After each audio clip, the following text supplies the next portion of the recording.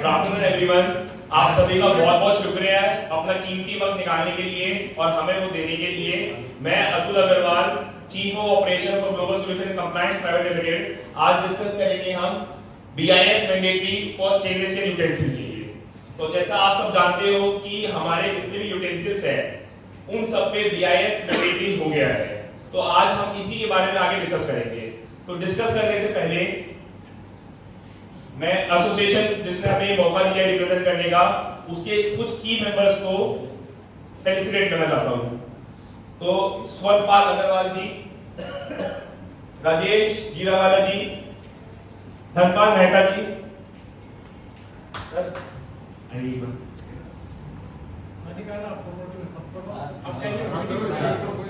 सुरेंद्र चमरिया जी, जिनेंद्र सागला जी। तो पहले आज की इस प्रेजेंटेशन का एजेंडा डिस्कस कर लेते हैं। हमारा फाइनली एजेंडा है समझना कि what is BIS, second BIS stainless steel पे कैसे एप्लीकेबल हुआ है, थर्ड जो हमारे स्टेनलेस स्टील यूटेंसिल है उसको कौन से IS में डाला गया है, दैट इज IS 14756, फिर IS 14756, IS मतलब इंडियन स्टैंडर्ड। तो अगर आज किसी भी प्रोडक्ट पे BIS लगता है तो उसके लिए एक स्टैंडर्ड बनाया जाता है। तो वो हर एक प्रोडक्ट के लिए अलग अलग होता है। जैसे आपने हेलमेट देखा होगा उस पे अलग स्टैंडर्ड होता है, फुटवेयर पे अलग स्टैंडर्ड है, ऐसे ही हमारे यूटेंसिल पे जो स्टैंडर्ड निकाला गया है वो है IS 14756। फिर IS 14756 में उन्होंने सारे बर्तनों को क्लासिफाई कर दिया है कि आप इस तरीके के बर्तन बना रहे हो तो आपको ये सैंपल टेस्ट करना है। तो उस ग्रुपिंग गाइडेंस को डिटेल में समझेंगे। देन हमें एक तो हो गया प्रोडक्ट बनाने पर टेस्टिंग करनी है, एक हम बोलते हैं वर्कमैनशिप एंड फिनिश, कि प्रोडक्ट बनाते समय हमें क्या क्या चीजों को ध्यान रखना है वो हम डिस्कस करेंगे। फिर हमारे पर्टिकुलर यूटेंसिल पे कौन कौन से टेस्ट एप्लीकेबल है वो डिस्कस करेंगे। देन मार्किंग गाइडलाइंस कि लाइसेंस आने के बाद हमें प्रोडक्ट पे पैकेजिंग पे क्या क्या मार्किंग करनी है वो भी डिस्कस करेंगे। फिर पूरा BIS लेने का फ्रॉम स्टार्ट टिल एंड क्या प्रोसेस है उसको डिस्कस करेंगे। देन उसमें क्या फी स्ट्रक्चर इन्वॉल्व है कि गवर्नमेंट फीस क्या है, लैब टेस्टिंग चार्जेस क्या है उसको डिस्कस करेंगे। देन रिक्वायर्ड डॉक्यूमेंट्स कि आज हमें लाइसेंस लेने के लिए क्या क्या डॉक्यूमेंट्स चाहिए उसको भी आज ही हम डिटेल में डिस्कस कर लेंगे। आगे बढ़ते हैं। तो पहला है व्हाट इज BIS। तो BIS stands for bureau of Indian standards, भारतीय मानक ब्यूरो। भारतीय मानक ब्यूरो सरकार की वो संस्था है जो प्रोडक्ट सर्टिफिकेशन करती है कि आज प्रोडक्ट की गुणवत्ता देखती है कि आज ये प्रोडक्ट कंज्यूमर के लिए सेफ है, क्वालिटी प्रोडक्ट है या नहीं है।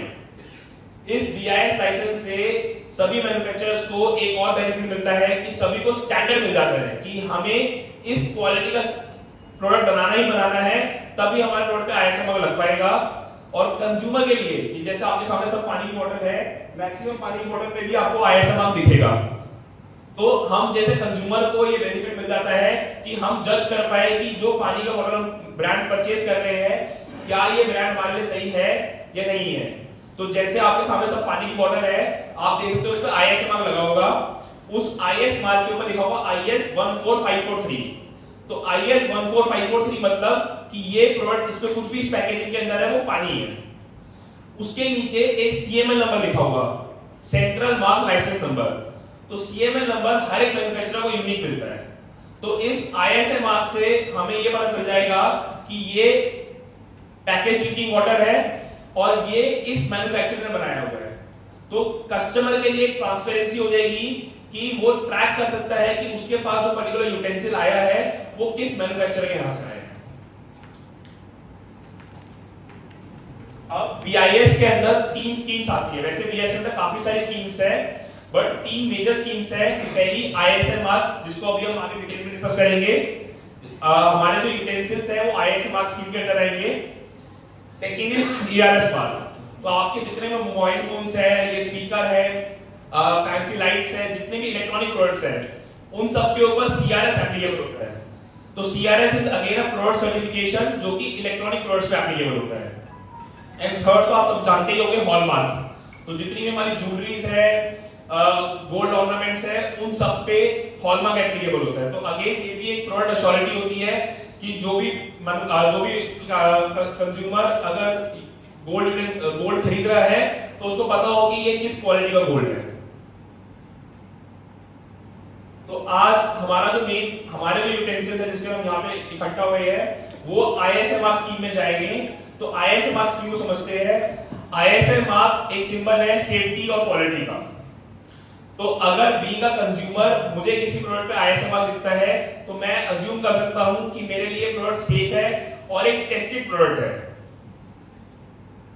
ISMR दोनों मैन्युफैक्चरर्स के ऊपर एप्लीकेबल है, डोमेस्टिक एंड फॉरेन। तो अगर कोई भी मैन्युफैक्चरर इंडिया में सेल कर रहा है, चाहे वो इंडिया में बना के करे या इंडिया के बाहर से करे, उन दोनों पे ही ISI एप्लीकेबल है। तो ISI लाइसेंस हमारे यूटेंसिल पे मैंडेटरी होने का एक हमें बेनिफिट मिल सकता है कि अगर हमारे utensils, I am not aware कि यूटेंसिल्स इंपोर्ट होते हैं नहीं होते, बट जितना भी मैंने जेपी से या और इन मैन्युफैक्चरर्स से सुना है तो मुंबई में काफी ज्यादा यूटेंसिल्स इंपोर्ट होते हैं आज भी। तो BIS लगने के बाद चाइना से कोई भी यूटेंसिल इंपोर्ट नहीं हो पाएंगे। और चाइना के अलावा भी कोई कंट्री अगर इंपोर्ट करना चाहते हैं, एक्सपोर्ट करना चाहती है इंडिया में, तो उसको BIS लाइसेंस लेना पड़ेगा।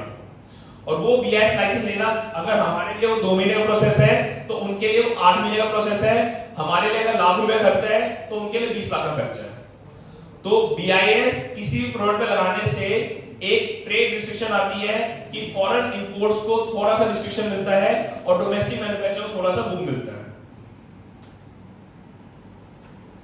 देन आते हैं हम QCO पे। तो BIS सिर्फ एक एनफोर्समेंट डिपार्टमेंट है। BIS किसी प्रोडक्ट पे खुद से मैंडेटरी नहीं हो सकता। BIS अगर किसी भी प्रोडक्ट पे मैंडेटरी होगा तो वो कोई और डिपार्टमेंट या कोई और मिनिस्ट्री QCO के तरफ से उस पर लागू करेगी। तो हमारे स्टेनलेस यूटेंसिल के केस में DPIT, department of promotion of industry and internal trade है, जिसने यूटेंसिल के ऊपर BIS को लागू किया है। तो उन्होंने QCO निकाला था 11 अक्टूबर को। अब एक आप सबके लिए इंपॉर्टेंट पॉइंट है कि इस QCO में कौन-कौन किस-किस को एग्जेम्पशंस है।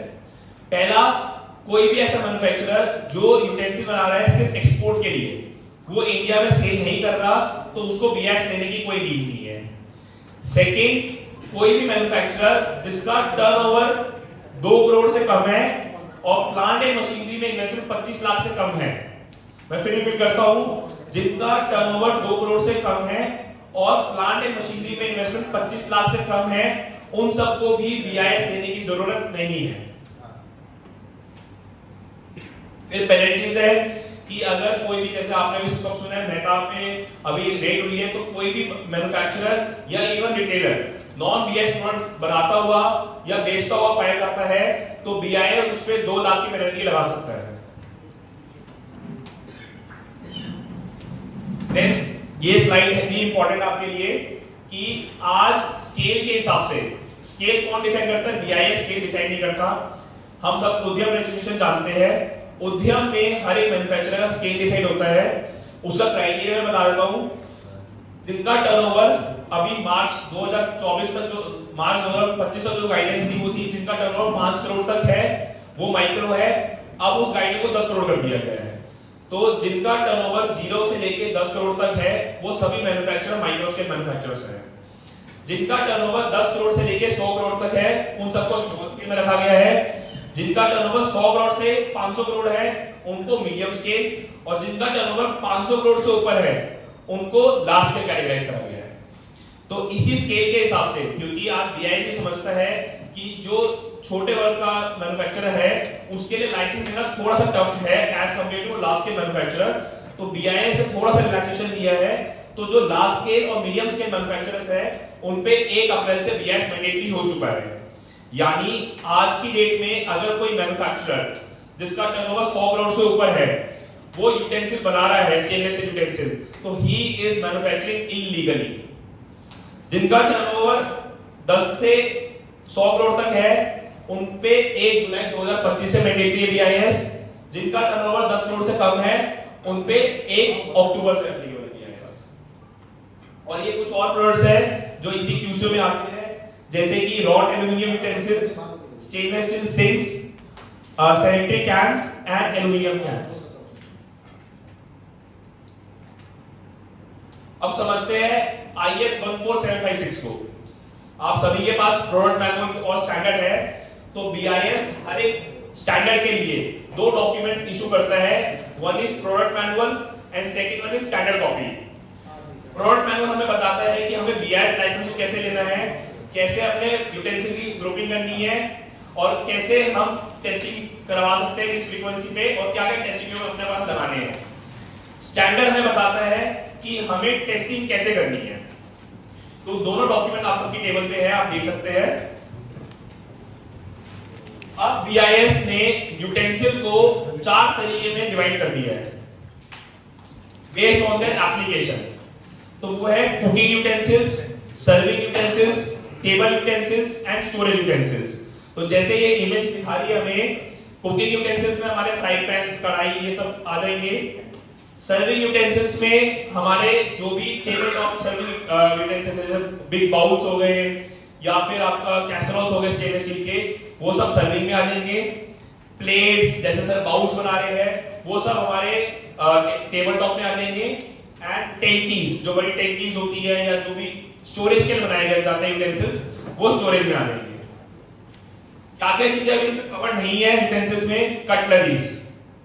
कोई भी मैन्युफैक्चरर अगर सिर्फ कटलरीज बना रहे हैं, कटलरीज मतलब स्पून्स, फॉर्क्स, अगर ये सब बना रहा है तो वो इस क्यूसीओ में कवर्ड नहीं है, तो उनको बीआईएस लेने की जरूरत नहीं है। इडली प्लेट्स हो गई, ये सब अभी क्यूसीओ में कवर्ड नहीं है।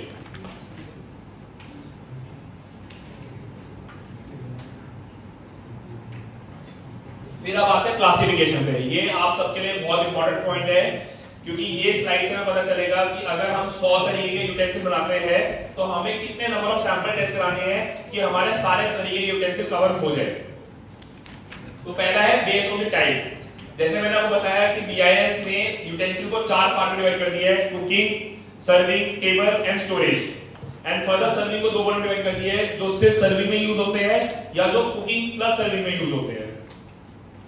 तो अब इसमें बीआईएस ने कहा है कि आपको या तो कुकिंग यूटेंसिल टेस्ट करवाना है या स्टोरेज यूटेंसिल टेस्ट करवाना है।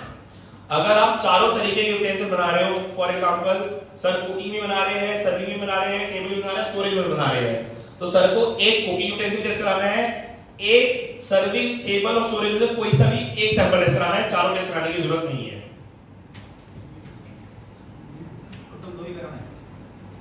अभी आगे और चीज आ रही है सर। अब नेक्स्ट क्लासिफिकेशन है बेस्ड ऑन क्लास। तो बीआईएस ने पहले एक ही स्टैंडर्ड निकाल दिया था और एक ही थिकनेस गाइडेंस दे दी थी, जिससे हम सब मैन्युफैक्चरर्स को दिक्कत आ रही थी। अब बीआईएस ने जो रिवाइज स्टैंडर्ड निकाला है 2024 का, उसमें बीआईएस ने यूटेंसिल को 4 ग्रेड में डिवाइड कर दिया है: heavy grade, medium grade, light grade और कमर्शियल ग्रेड। इन सब ग्रेड में कोई डिफरेंस नहीं है, सिर्फ थिकनेस का डिफरेंस है। तो वो अभी आगे मैं स्लाइड में एक्सप्लेन करूंगा कि कौन से ग्रेड में क्या थिकनेस दे रखी है। तो अगर कोई मैन्युफैक्चरर चारों ग्रेड्स बना रहा है कि वो हेवी में बना रहा है, वो मीडियम में बना रहा है, वो लाइट में बना रहा है, वो कमर्शियल में बना रहा है, तो उसको चारों अलग अलग सैंपल टेस्ट कराने पड़ेंगे। तो अभी तक अगर कोई मैन्युफैक्चरर ऊपर के चारों और नीचे के चारों चीजें बना रहा है तो उसको टोटल 8 सैंपल टेस्ट कराने पड़ेंगे। 4 heavy, medium, light, commercial cooking grade में, heavy, medium, light, commercial serving grade में। Then based on body material, जैसे आप सब जानते हैं कि हमारे जो यूटेंसिल्स है वो सिंगल प्लाई भी बन सकते हैं ऑफ एसएस, या वो 3 प्लाई बन सकते हैं, जिसमें हमने एक ऊपर की लेयर एसएस की रख ली, बीच में एल्युमिनियम या कॉपर रख लिया, देन अगेन एसएस रख ली। तो अगर कोई मैन्युफैक्चरर दोनों चीजें बना रहा है, स्टेनलेस स्टील बना रहा है और वो 3 प्लाई बना रहा है, तो उसको दोनों के अलग अलग सैंपल टेस्ट कराने हैं। तो अभी इसको आप समझ सकते हो, बट इसमें कंफ्यूज होने की जरूरत नहीं है। हम जब भी आपसे बात करेंगे तो सबसे पहले हम जानेंगे कि आप कितने तरीके के यूटेंसिल बना रहे हो, फिर हम आपको दोबारा गाइड कर देंगे कि आप ये 100 यूटेंसिल बना रहे हो, बट आप हमें 5 सैंपल दो, इस 5 सैंपल में हम आपके सारे 100 यूटेंसिल कवर कर देंगे। देन बेस्ड ऑन हैंडल, अगर कोई भी मैन्युफैक्चरर हैंडल बेस्ड यूटेंसिल बना रहा है, जैसे फ्राई पैन हो गया या कढ़ाई हो गई, तो अगर वो हैंडल वाला सैंपल टेस्ट कराता है तो विदाउट हैंडल वाला सैंपल कवर हो जाएगा। तो ये सब ग्रुपिंग गाइडेंस है, अभी और भी ग्रुपिंग गाइडेंस है। तो ये हम मैन्युफैक्चरर टू मैन्युफैक्चरर बात करके कि वो क्या क्या चीजें बना रहा है, उसके हिसाब से सजेशन देंगे कि आप ये सैंपल टेस्ट करा। देन बेस्ड ऑन बॉटम, एक तो हो गया कि हमारा पूरा इंटेंसिव 3 प्लाई है, बट एक और चीज हमारी टेस्टिंग में होती है कि हम सिर्फ बेस को 3 प्लाई कर देते हैं। तो उसके हिसाब से कैसे डिवाइड करें, कॉम्पोजिट बॉटम या without composite bottom. Composite bottom मतलब जिसमें मल्टीपल लेयर्स है।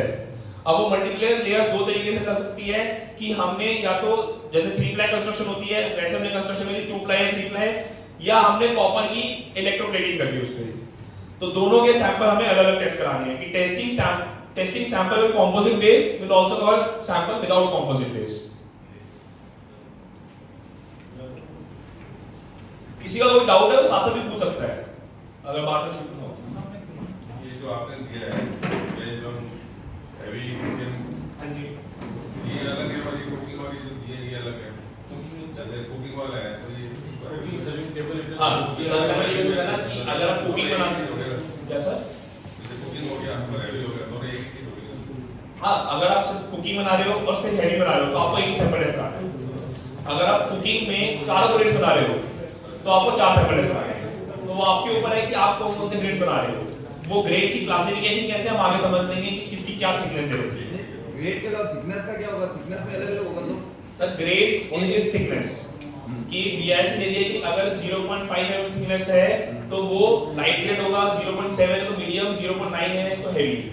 तो ग्रेड के हिसाब से अलग अलग सैंपल और थिकनेस के हिसाब से अलग अलग सैंपल लेंगे। एक ही चीज होगी ना दोनों कि फॉर एग्जांपल 0.4 mm मिला रहे हैं, 0.5 mm भी मिला रहे हैं, तो दोनों सैंपल हमारे लाइट ग्रेड होंगे तो हमें कोई एक सैंपल टेस्ट कराना है। और 0.6 होगा तो उसको अलग टेस्ट कराना है, वो हमारा हेवी में आ जाएगा, मीडियम में आ जाएगा। अभी समझाता हूं सर उस चीज को नेक्स्ट स्लाइड। ग्रेड के हिसाब से N5 N6 का सबका अलग अलग करना पड़ेगा। वो आप आगे सर रॉ मटेरियल पे। हां रॉ मटेरियल, तो रॉ मटेरियल अलग है तो हमें अलग टेस्टिंग करानी ही करानी है क्योंकि पूरा क्राइटेरिया ही चेंज हो गया हमारा। सर एक ही पीस पे 4 तरीके का रॉ मटेरियल मिल रहे हैं तो क्या होगा? एक ही बर्तन एक ही बर्तन, जैसे सर एग्जांपल एक बर्नी है सर, एक बर्नी है, उसका बॉटम अलग है, उसका अपर जो पार्ट है वो अलग है, उसका कवर अलग है और कड़ी वापस बाहर और है। अब आप जो दूसरे बर्तन बनाएंगे उसमें भी 4 तरीके के लगेंगे, उसमें एक ही लगेगा। सर कईयों में एक ही कई में एक ही सर लगता ये है। एक ग्रेस के लिए दिया है, इसका बीआईएस ने कोई जुरिस्डिक्शन नहीं दिया है। बीआईएस कहता है कि जहां पर रॉ मटेरियल चेंज हो रहा है वहां आपको अलग टेस्टिंग करवानी है। लेकिन सर एक ही पीस, सिंगल पीस में 4 तो वो कोई दिक्कत नहीं है सर। मेरी बात समझो कि आज मेरा ये मान लो मेरा ये लैपटॉप है, अगर इसको मैं टेस्टिंग करवाता हूं अगर तो इसमें 10 तरीके की चीजें लगी हुई है, बट ये as a whole product test हो गया। तो अब ये प्रोडक्ट टेस्ट हो गया, मान लो ये बना हुआ है एल्युमिनियम से, अब मैं सेम लैपटॉप बनाता हूं कॉपर का, तो मुझे अलग टेस्टिंग करवानी है। या तो स्टील या तो स्टील। हां उसका कहने का मतलब क्या है, जैसे एक आइटम है उसमें N7 भी लगा हुआ है, N4 भी लगा हुआ है, N5 भी लगा हुआ है, तो उसको क्या डिक्लेरेशन देंगे? वो सब वो पूरा डिक्लेरेशन देंगे कि हमारा जो बेस था वो N7 था, हमारी जो बॉल्स थी वो N5 थी, हमारी जो लिड है वो N4 है। वो डिक्लेरेशन देने के बाद अब वही सेम यूटेंसिल आप दोबारा बनाते हो और ग्रेड चेंज कर देते हो कि आप नीचे 304 लगा देते हो, बीच में 302 लगा देते हो, तो आपको अलग सैंपल टेस्ट कराना है। आपके एक ही सैंपल में 4 अलग ग्रेड्स लगे हुए हैं, उससे कोई दिक्कत नहीं है, हमें एक ही सैंपल टेस्ट कराना है। बट अगर आप दोबारा रोटेशन में ग्रेड्स चेंज कर देते हो तो आपको अलग सैंपल बनाना है। नहीं तो अगर आप इसमें जो इसमें थिकनेस का लिखा हुआ है, जैसे बर्नी लेंगे एकदम बॉटम है 0.6 का और जो टॉप है 0.4 का, तो उसको किस पे आप क्लासिफिकेशन? उसका मेन रीजन रिडक्शन हुआ ना कि जब हमने उसका सैंपल टेस्ट करा तो उसमें जो बेस बेंडिंग हुई है सर, उसमें बेंड होता है, बेंड हुआ ना। हाँ तो हमें दोनों पार्ट की अलग थिकनेस डिक्लेयर करनी है और जो लाइटर थिकनेस है हम उसको उस पे क्लासिफाई करेंगे कि अगर 0.4 और 0.6 हो रहा है तो हम 0.4 में ही सूट आउट कर सकते हैं। अगर वो इन प्रोसेस रिडक्शन है तो उसके लिए बीआईएस ने क्राइटेरिया दिया है। अगर आप वेल्ड कर रहे हो तो जो हमने मिनिमम थिकनेस ली है हम उसको ही क्लासिफाई करेंगे। मतलब सैंपल अप्रूव होने में तो प्रॉब्लम नहीं आ जाएगी, हमारा कहना था। क्या सर? सैंपल अप्रूव होने में प्रॉब्लम नहीं आ जाएगी। नहीं सर, आप ग्रेड बताओगे ना, आप बोलोगे मुझे हेवी में पास कराना है तो वो नहीं पास होगा, आप बोलोगे लाइट में पास कराना है तो वो हो जाएगा। वो आपके ऊपर है कि आप कौन सा ग्रेड उसको क्लासिफाई करते हो। अच्छा ग्रेड का आप इसके चार्ट में कहीं दिया हुआ नहीं, ग्रेड कोई भी हो सकता है N5 N6 N7। क्यों सर? 2 ग्रेड की बात हो रही है। अभी मैंने जो बोला ग्रेड वो मैंने बोला है हैवी मीडियम लाइट। आप जो ग्रेड बोल रहे हो वो रॉ मटेरियल ग्रेड बोल रहे हो। तो जब हम लैब में सैंपल भेजेंगे, जैसे आपके आने से पहले मैं दिखा रहा था अगर हम लैब में कोई सैंपल भेजेंगे तो हमें लैब को बताना पड़ेगा कि मेरा यूटेंसिल इस ग्रेड का है, तो लैब अपनी रिपोर्ट में स्पेक्ट्रो करेगी और वो रिजल्ट वेरीफाई करेगी कि क्या आपका इस ग्रेड का है या नहीं है। बट आज कोई भी मैन्युफैक्चरर का जब लाइसेंस आएगा तो जहां पे बीआई का स्कोप लिखा आता है वहां पे कहीं भी ग्रेड लिखा हुआ नहीं आएगा। तो ये छोटा मोटा मैनिपुलेशन मैं बोलूंगा कि हमें करना पड़ेगा, तभी हम आगे बढ़ पाएंगे, वरना हम यहीं पे ही रिस्ट्रिक्ट हो जाएंगे, क्योंकि ये पर्सन टू पर्सन और लॉट टू लॉट वेरी करेगा कि आज आप कुछ और ग्रेड लगा रहे हो, 2 महीने बाद कुछ और लगा रहे हो, तो ये आपके ऊपर छोड़ दे दिया है इसने कि आप पहली बात बीआईएस ने क्लासिफाई कर दिया कि आपको या तो 1.997 के हिसाब से ग्रेड लगाना है रॉ मटेरियल का, या 6911 के हिसाब से लगाना है, 5522 के हिसाब से लगाना है। तो 5522 में आपके 302, 304, 430 आते हैं और 1597 में आपका N1, N2, N3 से लेके N7 तक आते हैं। तो पहली चीज तो क्लियर होगी कि आपको यही ग्रेड्स यूज करने हैं। अब आपका दूसरा क्वेश्चन जो था कि हम मल्टीपल ग्रेड्स यूज कर रहे हैं इनमें से ही, तो उसमें अगर हमने एक सैंपल टेस्ट करवा लिया है, हमारा स्कोप आ गया, अगर हम सेकंड टाइम पे वो ग्रेड्स इंटरचेंज कर रहे हैं तो हमें अलग सैंपल टेस्ट कराना है बेस्ड ऑन लिड, कि अगर हम अपने यूटेंसिल पे लिड सप्लाई कर रहे हैं साथ में, तो या तो वो स्टेनलेस स्टील की हो सकती है, ग्लास की हो सकती है। अब ग्लास में फर्दर 2 पार्ट डिवाइड कर दिया कि पूरी ग्लास की है या ग्लास विद स्टील रिम है। तो अगर हम स्टील रिम वाला सैंपल करा रहे हैं तो हमारे बाकी सारी चीजें कवर हो जाएगी। अब आते हैं जो मैंने आपको बताया grades, heavy, medium, light, commercial कैसे बोलेंगे। कमर्शियल की सीधी डेफिनेशन है, अगर कोई भी यूटेंसिल 15 लीटर से ऊपर की कैपेसिटी का है तो उसको कमर्शियल ग्रेड बोला जाएगा। उसका हेवी, लाइट, मीडियम से कोई लेना देना नहीं है। अगर कोई भी यूटेंसिल 15 लीटर से ऊपर का है या उसकी एक डायमेंशन 500 mm से ऊपर है तो उसको हम कमर्शियल ग्रेड बोलेंगे। कमर्शियल ग्रेड में अलग लाइसेंस लेना, अलग अप्रूवल लेना पड़ेगा। सर लाइसेंस हमारा एक ही रहेगा, जो मैं आपको समझा रहा हूं, हमें टेस्टिंग अलग करानी पड़ेगी, क्योंकि हमारे जो वाली जो टंकी होती है और बाल्टी होती है वो सब 15 लीटर से ऊपर की होती है। हाँ जी, वो सब कमर्शियल में प्रॉब्लम कुछ ज्यादा आएगी नहीं, कमर्शियल की उन्होंने प्रॉपर्टीज कम ही रखी है as compare to heavy. Commercial में तो मीडियम, कमर्शियल में इन्होंने मिनिमम एमएम क्या रखा हुआ है ये बता पहले हम डिस्कस करते हैं टेबल नंबर 1 पे। तो अगर कोई भी बंदा कुकिंग यूटेंसिल बना रहा है तो कुकिंग यूटेंसिल में अगर वो सिंगल लेयर बना रहा है तो 0.9 mm मिनिमम, हेवी में 0.9 mm दे रखी है, मीडियम में 0.7 दे रखी है और लाइट में 0.5 दे रखी है। 0.5 से नीचे हम नहीं बना सकते हैं। नहीं, अभी मैं हेवी, मीडियम, लाइट की बात कर रहा हूं सर, कमर्शियल में भी आ रहा हूं। कुकिंग में अगर मैं रिपीट कर रहा हूं, कोई भी पर्सन अगर कुकिंग यूटेंसिल बना रहा है तो हेवी अगर उसको डिक्लेयर करना है तो उसकी मिनिमम थिकनेस 0.9 mm होनी चाहिए, मीडियम में 0.7, लाइट में 0.5। अब यही मैन्युफैक्चरर अगर सर्विंग के लिए बना रहा है तो उसकी थिकनेस जो है 0.9, 0.7 अगेन 0.5 सेम होनी चाहिए। ये है CS टाइप। CS टाइप मतलब कुकिंग प्लस सर्विंग। सिर्फ सर्विंग के लिए बना रहा है तो वो 0.7 कर दी है, 0.6 कर दिया और 0.3 कर दी है। और कमर्शियल ग्रेड के लिए उन्होंने बोल दिया है कि अगर कोई भी पर्सन कुकिंग के लिए कमर्शियल ग्रेड बना रहा है, क्योंकि 15 लीटर का अगर कोई बर्तन बन रहा है तो वो ऑब्वियसली हैवी होना चाहिए। तो अगर कोई पर्सन कमर्शियल ग्रेड बना रहा है कुकिंग के लिए तो उसकी थिकनेस मिनिमम 1 mm होनी चाहिए और उसके अलावा किसी भी चीज के लिए बना रहा है तो 0.4 mm होनी चाहिए। हाँ जी सर, सर वो अलग टेबल है, वो रेट के लिए, वो ढक्कन के लिए है, ये आपकी पूरे यूटेंसिल के लिए है।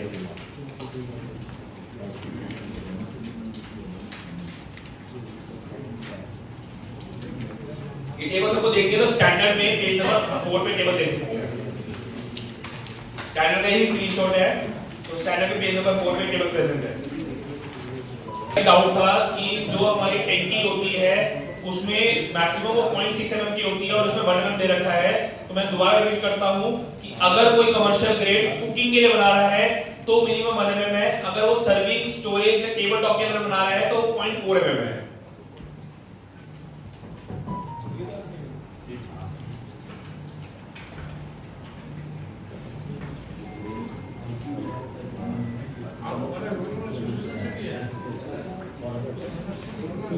अच्छा सर, नमस्कार सर।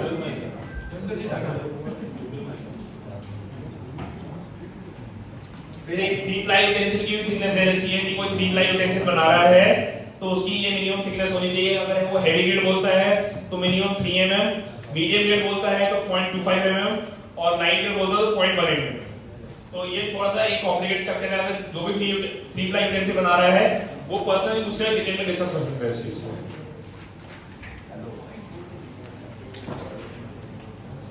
सर का क्वेश्चन था कि हम स्पिनिंग करते हैं तो बीआईएस ने उन चीजों को भी कंसीडर करा है कि मान लो हम सैंपल प्रेस कर रहे हैं कि हमारा सर्कल है उसमें हमने प्रेसिंग करी तो जो हमारा बेस है उसकी थिकनेस ज्यादा आएगी, बॉल्स की थिकनेस कम आएगी। तो बीआईएस ने उसकी परमिशन दी है कि अगर कोई पर्सन प्रेसिंग कर रहा है तो यूटेंसिल में 25% का रिडक्शन वो कर सकता है। फॉर एग्जांपल हमारा सर्कल अगर 1 mm का है तो जो हमारी बॉल्स है वो 0.75 mm तक की हो सकती है, उससे नीचे नहीं। और यही कोई स्पिनिंग प्रोसेस से बना रहा है तो उसमें 60% तक का बीआईएस ने छूट दी है कि उस स्पिनिंग प्रोसेस में 60% तक का रिडक्शन परमिसिबल है। तो जो लैब है वो थिकनेस हमेशा बेस से लेगी और अगर कोई ऐसा यूटेंसिल है जिसमें बेस से थिकनेस लेना पॉसिबल नहीं है उस केस में हमें सैंपल के साथ लैब को सर्कल भिजवाना पड़ेगा या शीट भिजवानी पड़ेगी व्हिचएवर इज पॉसिबल। तो लैब उसकी थिकनेस नोट करके आपके सेल डिक्लेरेशन में रिपोर्ट निकालेगी। और लिड के केस में चाहे प्रेसिंग हो चाहे स्पिनिंग हो 20% परमिसिबल है। यूटेंसिल में 25 और 60 और लिड में 20 और 20।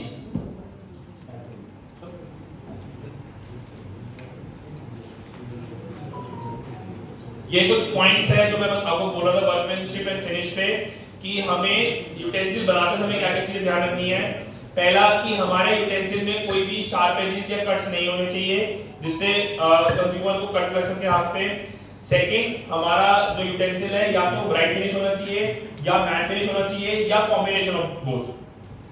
थर्ड, कि हमारा यूटेंसिल स्टोव पे स्टेबल होना चाहिए कि गैस स्टोव पे या इंडक्शन स्टोव पे हमारा यूटेंसिल स्टेबल होना चाहिए कि वो गिरना नहीं चाहिए। फोर्थ, हमारे यूटेंसिल को साफ करना इजी होना चाहिए कि हमें कोई ऐसी कॉम्प्लेक्स शेप नहीं बनानी यूटेंसिल में कि वो साफ ना हो सके। तो यूजिंग दी हैंड और ब्रश यूटेंसिल साफ हो जाना चाहिए। फिर अगर हम हैंडल्स लगा रहे हैं तो वो स्ट्रांगली फिटेड होनी चाहिए या तो स्पॉट वेल्डिंग से या आपकी रिवेट से। फिर अगर हम वेल्डिंग कर रहे हैं तो हमें यही ग्रेड यूज करना है फॉर द इलेक्ट्रोड। जो ग्रेड स्क्रीन में आपको दिख रहा है 07CR N8 एंड निकल 9, आपको यही ग्रेड यूज करना है अगर आप वेल्डिंग प्रोसेस कर रहे हो तो हैंडल की वेल्डिंग में। जब हमारा सैंपल लैब में जाएगा उनको भी हमें डिक्लेरेशन देना पड़ेगा कि हमने कौन सा इलेक्ट्रोड ग्रेड यूज कर रहा है अगर हमने वेल्डिंग करी है अपने प्रोसेस में। हैंडल वेल्डिंग रिमेनिंग वेल्डिंग में भी ये सेम ग्रेड दे रखा है, ये सेम ग्रेड दे रखा है। स्पॉट में नहीं, नॉर्मल वेल्डिंग की बात कर रहा हूं अगर नॉर्मल वेल्डिंग हम कर रहे हैं। फिर अगर हम 3 प्लाई यूटेंसिल बना रहे हैं तो हमारे यूटेंसिल में कोई भी ऊजिंग या डेलिमेशन नहीं होना चाहिए। ऊजिंग या डेलिमेशन मतलब कि जहां पे हमारी एजेस आती है 3 प्लाई की वहां पे हमें दिखना नहीं चाहिए कि हमारी लेयर्स अलग अलग हो रही है, वो फिक्स दिखनी चाहिए as a single layer. Then अगर हम कोई एक्सटर्नल कोटिंग कर रहे हैं जैसे पाउडर कोटिंग या कोई भी हम कोटिंग कर रहे हैं तो वो PFOA एंड BPA-3 होनी चाहिए, मतलब वो फूड ग्रेड होनी चाहिए कोटिंग जो भी हम कोटिंग यूज कर रहे हैं। फिर अगर हमने कोई एक्सटर्नल कोटिंग करी है चाहे पाउडर चाहे सिरेमिक चाहे लिक्विड, उस पे एक एडिशनल टेस्ट एप्लीकेबल होगा थिकनेस और एडेशन का, तो वो भी हमें टेस्ट करना है। पाउडर कोटिंग के केस में मिनिमम थिकनेस 30 माइक्रोन होनी चाहिए, सिरेमिक और लिक्विड के केस में 15 माइक्रोन होनी चाहिए। ये थिकनेस टेस्ट कैसे करेंगे? बहुत सिंपल है कि हम पहले पूरे यूटेंसिल थिकनेस ले लेंगे विद कोटिंग, फिर कोटिंग को स्क्रैच करके विदाउट कोटिंग थिकनेस ले लेंगे, जो उनका डिफरेंस होगा वो हमें टेस्ट करना है। फिर कोटेड यूटेंसिल पे थर्मल शॉक टेस्ट भी एप्लीकेबल होगा। तो ये सारे टेस्ट अभी मैं डिटेल में सारे टेस्ट डिस्कस करेंगे आपसे। तो ये सारे टेस्ट है जो हमारे यूटेंसिल पे एप्लीकेबल है। अभी सब मैन्युफैक्चरर्स को लग रहा है कि हमारे यूटेंसिल पे हमें सारे टेस्ट कराने हैं, तो यही चीज क्लियर करने के लिए मैंने आगे जो स्लाइड्स बनाई है मैंने उसमें यही लिखा है कि ये टेस्ट किस किस पे एप्लीकेबल है, क्योंकि मैक्सिमम टेस्ट आप सब मैन्युफैक्चरर पे एप्लीकेबल ही नहीं है। पहले आते हैं थिकनेस टेस्ट और नॉमिनल कैपेसिटी। तो ये टेस्ट सभी यूटेंसिल पे एप्लीकेबल है। थिकनेस मतलब जैसे मैंने आपको बताया कि हमें बॉटम की थिकनेस या सर्कल की थिकनेस लेनी है, हमें वॉल्स की थिकनेस नहीं लेनी। बस वॉल्स हमें चेक करना है कि सर्कल से जो रिडक्शन हुआ है वो एक परमिसिबल लिमिट से ज्यादा ना हुआ हो। तो थिकनेस हम यही करेंगे कि पहले हम बॉटम में थिकनेस चेक करेंगे और परपेंडिकुलर टेस्ट करनी है। परपेंडिकुलर का मतलब ये होता है कि हमारा यूटेंसिल का जो सर्कल है या जो उसका बेस है वो ओवल शेप में भी हो सकता है। तो ओवल शेप में कभी थिकनेस चेक नहीं करी जाती, उसमें हमेशा एरर आएगा। हमें प्लेन सरफेस चाहिए ताकि उसके परपेंडिकुलर थिकनेस टेस्ट हो सके। फिर नॉमिनल कैपेसिटी, अब ये नॉमिनल कैपेसिटी हमारा डिक्लेरेशन है कि हम अपने यूटेंसिल पे नॉमिनल कैपेसिटी को कैसे डिक्लेयर करना चाहते हैं। हम उसको वॉल्यूम में भी कर सकते हैं, हम उसको डायमीटर वाइज भी कर सकते हैं। वॉल्यूम में मतलब जैसे टैंकी है तो हमने बोल दिया हमारी टैंकी 17 लीटर की है, तो 17 लीटर कैसे टेस्ट करेंगे, हम उसको पूरा पानी से भर देंगे। या तो हम पहले मेजर करके उसको पानी डाले तो हमने चेक कर लिया। एक इजी वे है कि हमने यूटेंसिल को टॉप तक पानी से भर दिया, फिर हमने फ्लास्क लिया 5-5 लीटर का और उसे पानी खाली कर दिया। तो जितनी हमारी कैपेसिटी आएगी that would be declared as the nominal capacity. Diameter आप सबको पता है कि कोई प्लेट है या कुछ भी है, उसका हम एंड टू एंड दो एजेस तक का बीच में जो डिफरेंस है उसको हम डायमीटर बोलते हैं। तो इंटरनल डायमीटर काउंट होगा, एक्सटर्नल डायमीटर काउंट नहीं होगा। तो ये दो टेस्ट है जो सभी मैन्युफैक्चरर्स पे, सभी तरीके के यूटेंसिल्स पे एप्लीकेबल है। स्टेनिंग टेस्ट पे आते हैं। मेरे को सबने बोला कि स्टेनिंग टेस्ट तो हमें करना पड़ेगा अपने यहाँ इन हाउस। स्टेनिंग टेस्ट सिर्फ और सिर्फ कुकिंग और सर्विंग सीएस ग्रेड, मतलब बेसिकली जो भी यूटेंसिल कुकिंग के लिए यूज हो रहे हैं उन पे ही एप्लीकेबल है। Storage, serving, table top utensils पे स्टेनिंग टेस्ट एप्लीकेबल नहीं है। तो स्टेनिंग टेस्ट का क्या प्रोसीजर है कि पहले हमें अपने सैंपल को पूरा वॉश करना है। वॉश किससे करना है? हॉट सोपिंग वाटर से, rinse and degrees with the acetone health spray से हमने पूरा साफ कर लिया उसको। एक वाइट क्लॉथ से हमने साफ कर दिया उसको, फिर पूरा पोंछ दिया। उसके अंदर फिर हम उसके बाद उसके अंदर या तो 10 ग्राम ग्लेशियर एसिटिक एसिड डालना है या 0.5 ग्राम NaCl सॉल्यूशन डालना है और उसको 16 घंटे के लिए रेस्ट करके छोड़ देना है। कि हमने वो सॉल्यूशन डाला और 16 घंटे के लिए सैंपल को रख दिया। 16 घंटे बाद हमें दोबारा सैंपल को वॉश करना है और देखना है उसमें कोई स्टेनिंग या कोई दाग धब्बा ना हो। बट ये टेस्ट सिर्फ और सिर्फ कुकिंग यूटेंसिल पे एप्लीकेबल है, बाकी यूटेंसिल्स पे एप्लीकेबल नहीं है। इस टेस्ट में कोई डाउट सर?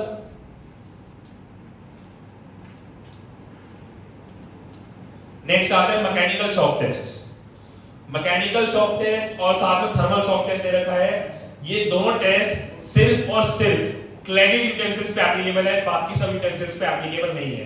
क्लैडिंग मतलब जिसका जो बेस है वो मल्टीलेयर है, या तो उसमें कॉपर इलेक्ट्रोड डिपॉजिटिंग है या वो 2 लेयर 3 लेयर बना हुआ है। जो सिंगल लेयर यूटेंसिल बना रहे हैं उन पे ये टेस्ट भी एप्लीकेबल नहीं है, चाहे वो कुकिंग बना रहे हैं चाहे सर्विंग बना रहे हैं, कोई मतलब नहीं उससे।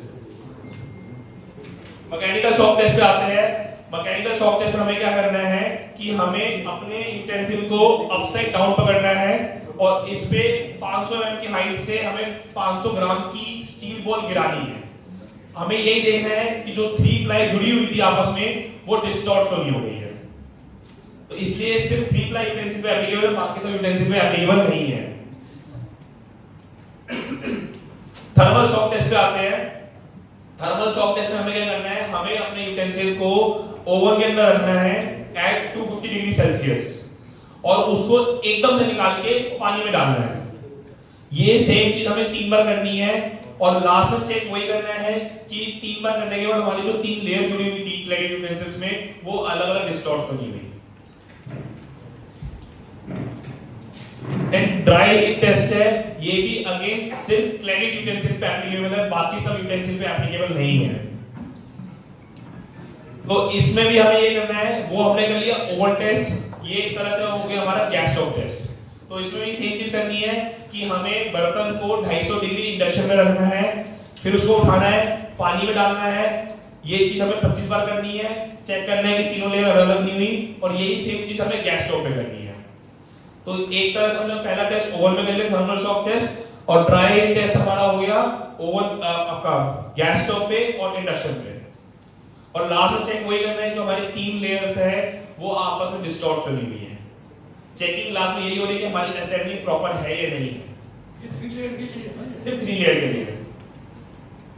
तो आप सभी मैन्युफैक्चरर की यही क्वेरी थी कि हमें सारी लैब लगानी है, तो अगर हम ये यूटेंसिल नहीं बना रहे, हमें इनकी लैब लगाने की कोई जरूरत नहीं है, ना हमें फ्यूचर में इनकी टेस्टिंग करानी है। फिर आते हैं coating thickness test. Coating thickness test भी सिर्फ उन्हीं सैंपल पे एप्लीकेबल है जिनके ऊपर कॉपर की कोटिंग हो रही है। जैसे कि मैंने पहले बताया था कि क्लेडिट यूटेंसिल 2 तरीके के हो सकते हैं, या तो उसमें कंपोजिट यूटेंसिल 2 तरीके हो सकते हैं, तो क्लेडिट होंगे या उसमें कॉपर की इलेक्ट्रो डिपॉजिटिंग होगी। तो जो अपने सैंपल पे कॉपर इलेक्ट्रो डिपॉजिटिंग कर रहे हैं उसी पे ही ये टेस्ट एप्लीकेबल है, बाकियों पे ये टेस्ट एप्लीकेबल नहीं है। और इसमें जैसे मैंने समझाई थी बीच में प्रोसेस कि हमें कोटिंग के साथ थिकनेस लेनी है, फिर हमें कोटिंग रब करनी है, फिर थिकनेस लेनी है। जो दोनों डिफरेंस होगा वो हमारी कोटिंग की थिकनेस होगी। ये जो पीपीडी वगैरह करते हैं उसमें तो होगा ये पीपीडी को बताइए सर एक बार। ये जो आपके कह रहे थे कि केमिकल से पॉलिशिंग वगैरह नहीं, वो अलग है, उस पे थिकनेस और एडहेशन टेस्ट है। कोटिंग थिकनेस टेस्ट सिर्फ कॉपर इलेक्ट्रो डिपॉजिट।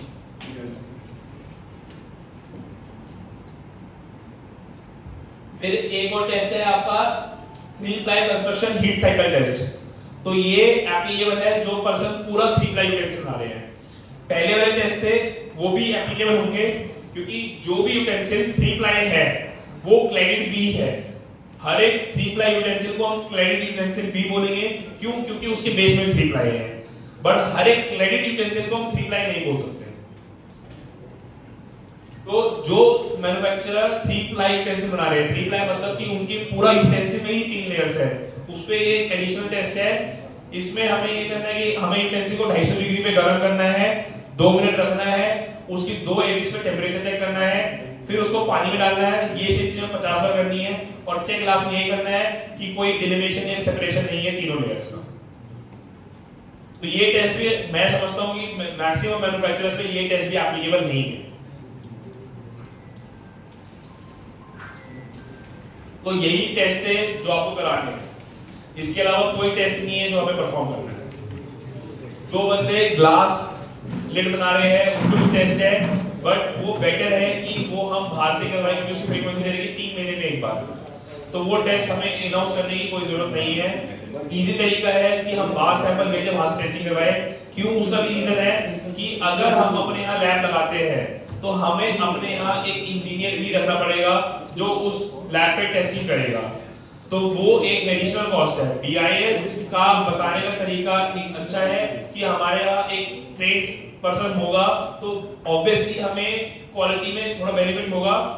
बट ये सब चीजें हैं जो ग्राउंड लेवल पे हमें अपने बजट पे डिसाइड करनी है कि हमें स्पेसिफिकली बीआईएस के लिए एक नया क्यूसीआई रखना है या नहीं रखना। जो मैंने पहले टेस्ट बताए हैं वो सब आप सब भी कर सकते हो।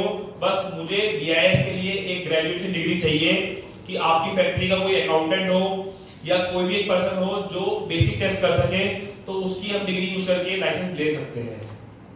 अगर हम स्पेसिफिकली एक पर्सन रख सकते हैं तो इट्स मोस्ट वेलकम। वो हमारे लिए भी बेटर होगा और आपके लिए बेटर होगा, बट उसकी सैलरी आपको ही निकालनी है 12 महीने की। अब जो सर का टेस्ट था रूटीन टेस्ट का, यहाँ पे किसी डाउट था? सर अगर हम सिर्फ कैपेसिटी और थिकनेस टेस्ट करते हैं, जैसे हमारी से बाल्टी बन रही है तो आपकी डिग्री चलेगी, क्योंकि वो आपको पता है कि आप किसी को भी साथ में लग के लगवा सकते हो। अगर हम बाकी सब टेस्ट बना रहे हैं, जैसे क्लेडिट यूटेंसिल बना रहे हैं, 3 प्लाई बना रहे हैं, उस केस में बोलूंगा कि हम एक सेकंड पर्सन हायर करें। हायर ना करें, अपनी फैक्ट्री के एक एग्जिस्टिंग पर्सन को ही हम उतना क्वालिफाई कर दे कि वो टेस्टिंग कर सके। वो करना हमारा काम है। मिनिमम डिग्री की रिक्वायरमेंट नहीं, बीआईएस ने बाकी सब सेक्टर जैसे पानी रखा हुआ है तो पानी में बायोकेमिस्ट्री होना चाहिए। बाकी सब प्रोडक्ट में बीएस ने गाइडेंस निकाल रखी है, इसमें कोई स्पेसिफिक गाइडेंस नहीं है कि जो पर्सन है उसकी क्या मिनिमम डिग्री होनी चाहिए। He should be a graduate.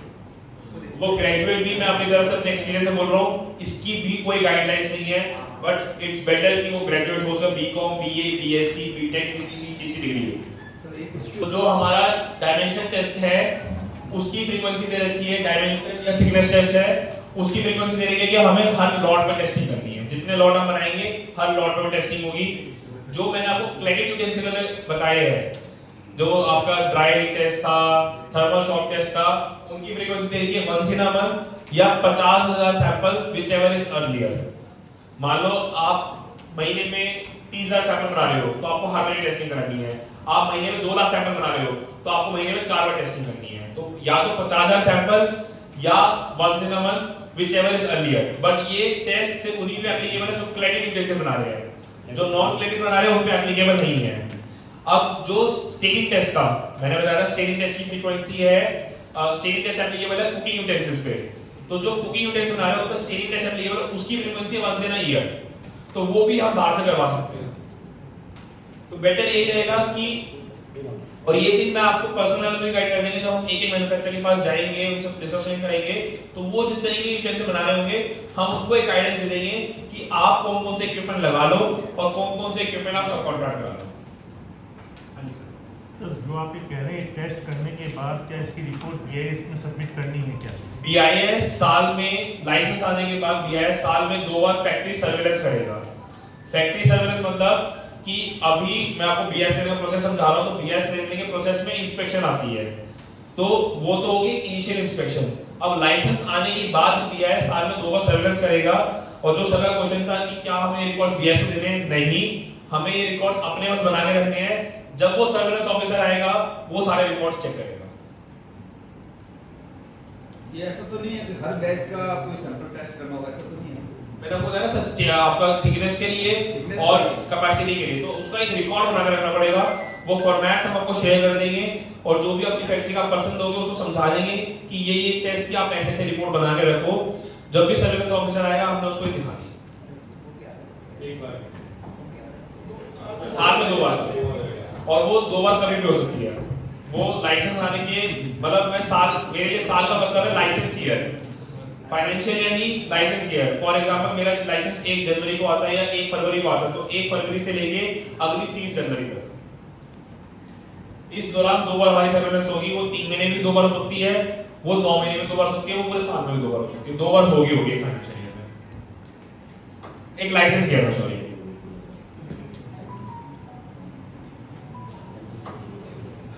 अब आते हैं मार्किंग गाइडलाइंस पे कि हमें अपने सैंपल पे, सैंपल मतलब यूटेंसिल पे और उसकी पैकेजिंग पे क्या क्या मार्किंग करनी है। तो पहला पॉइंट है कैपेसिटी, जो मैंने आपको बताया था कि नॉमिनल कैपेसिटी वॉल्यूम में या डायमीटर वाइज वो हमें मार्क करनी है।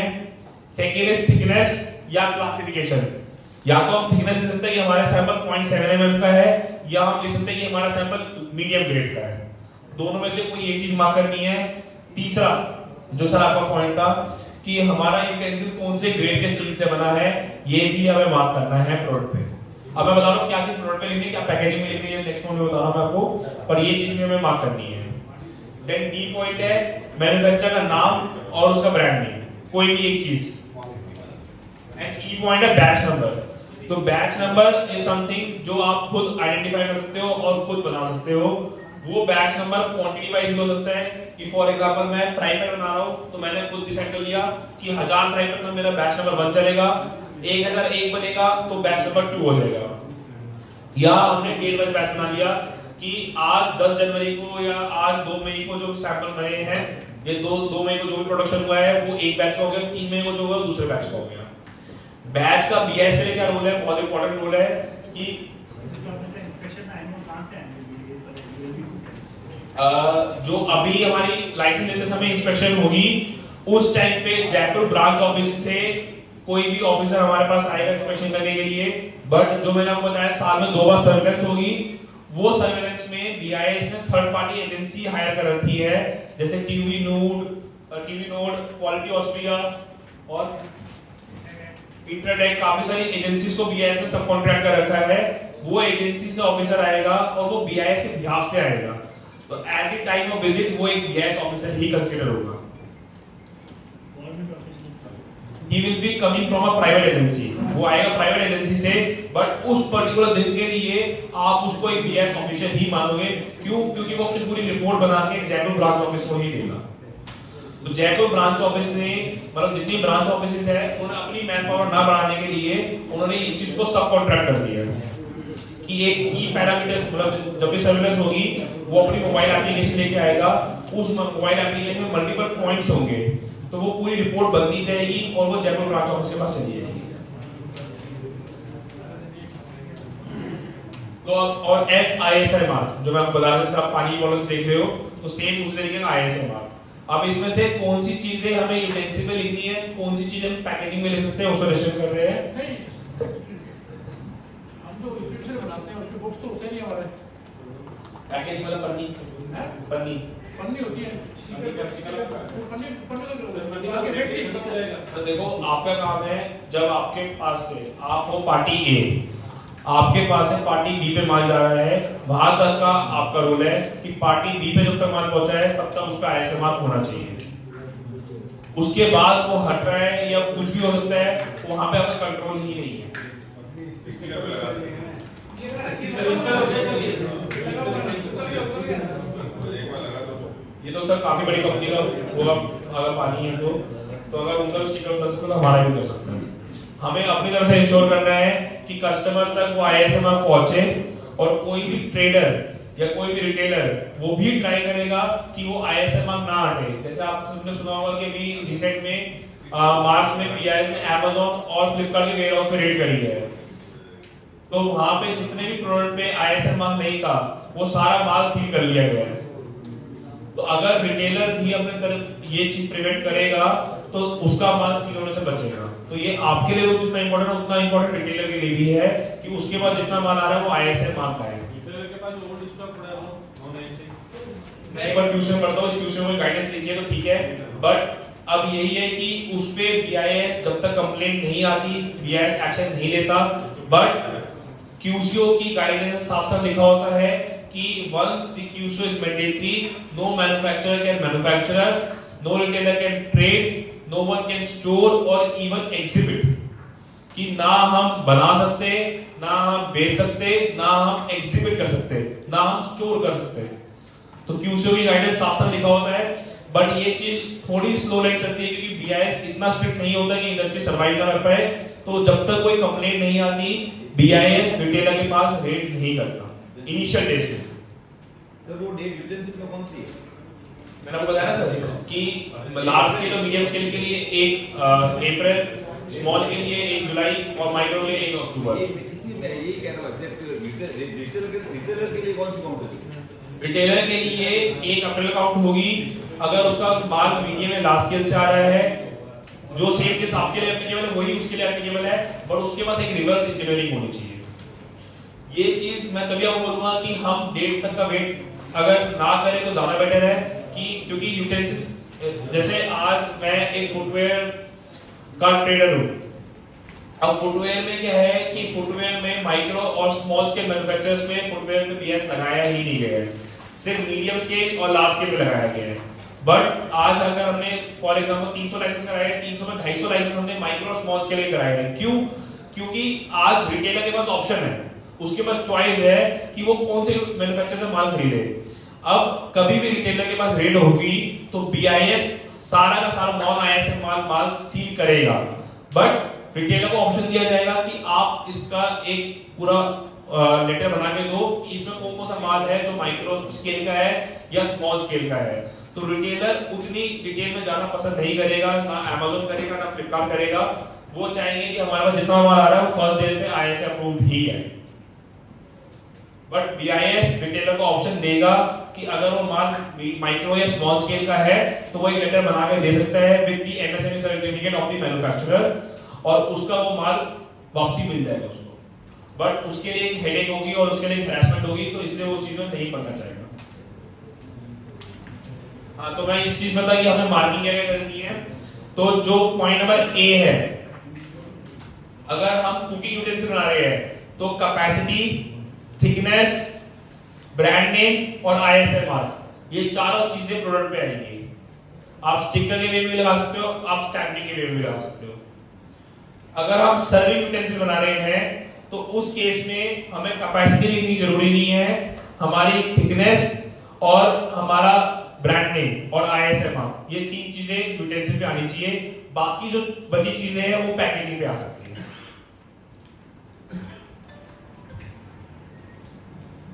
और लिड के केस में अगर बस सिर्फ लिड बना रहा है तो सारी डिटेल पैकेजिंग में भी आ सकती है। और कोई मैन्युफैक्चरर अगर स्मॉल स्केल यूटेंसिल बना रहा है जिसपे पॉसिबल ही नहीं है कि हम स्टैंपिंग या मार्किंग कर सके तो भी पैकेजिंग पे आ सकती है।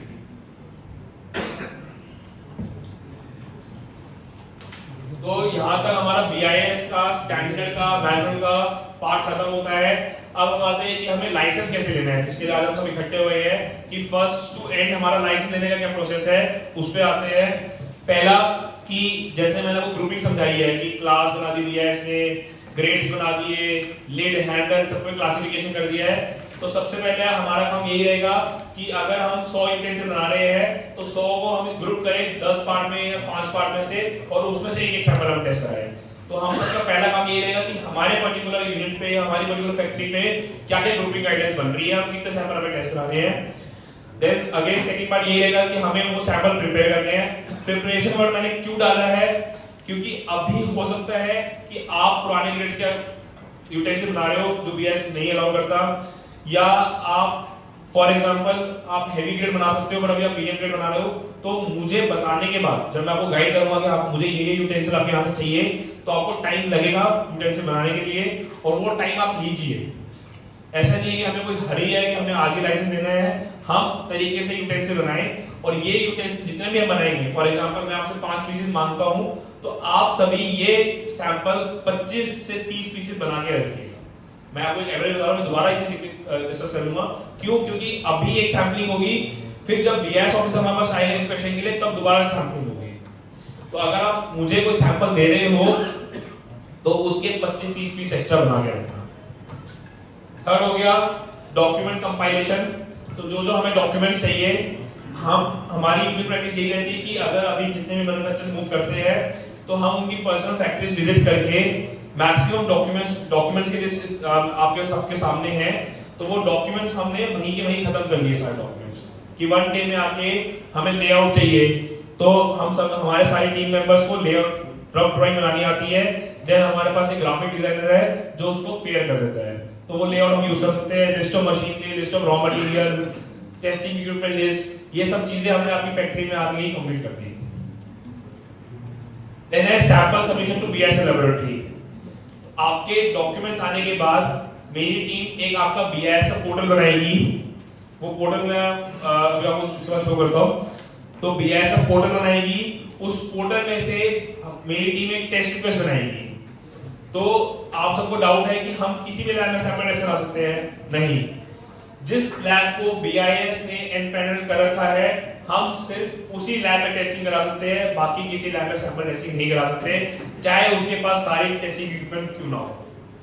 तो अभी सिर्फ 7 लैब्स है, मैं आपको नेम शो कर दूंगा, हम सिर्फ उसी से टेस्टिंग करा सकते हैं।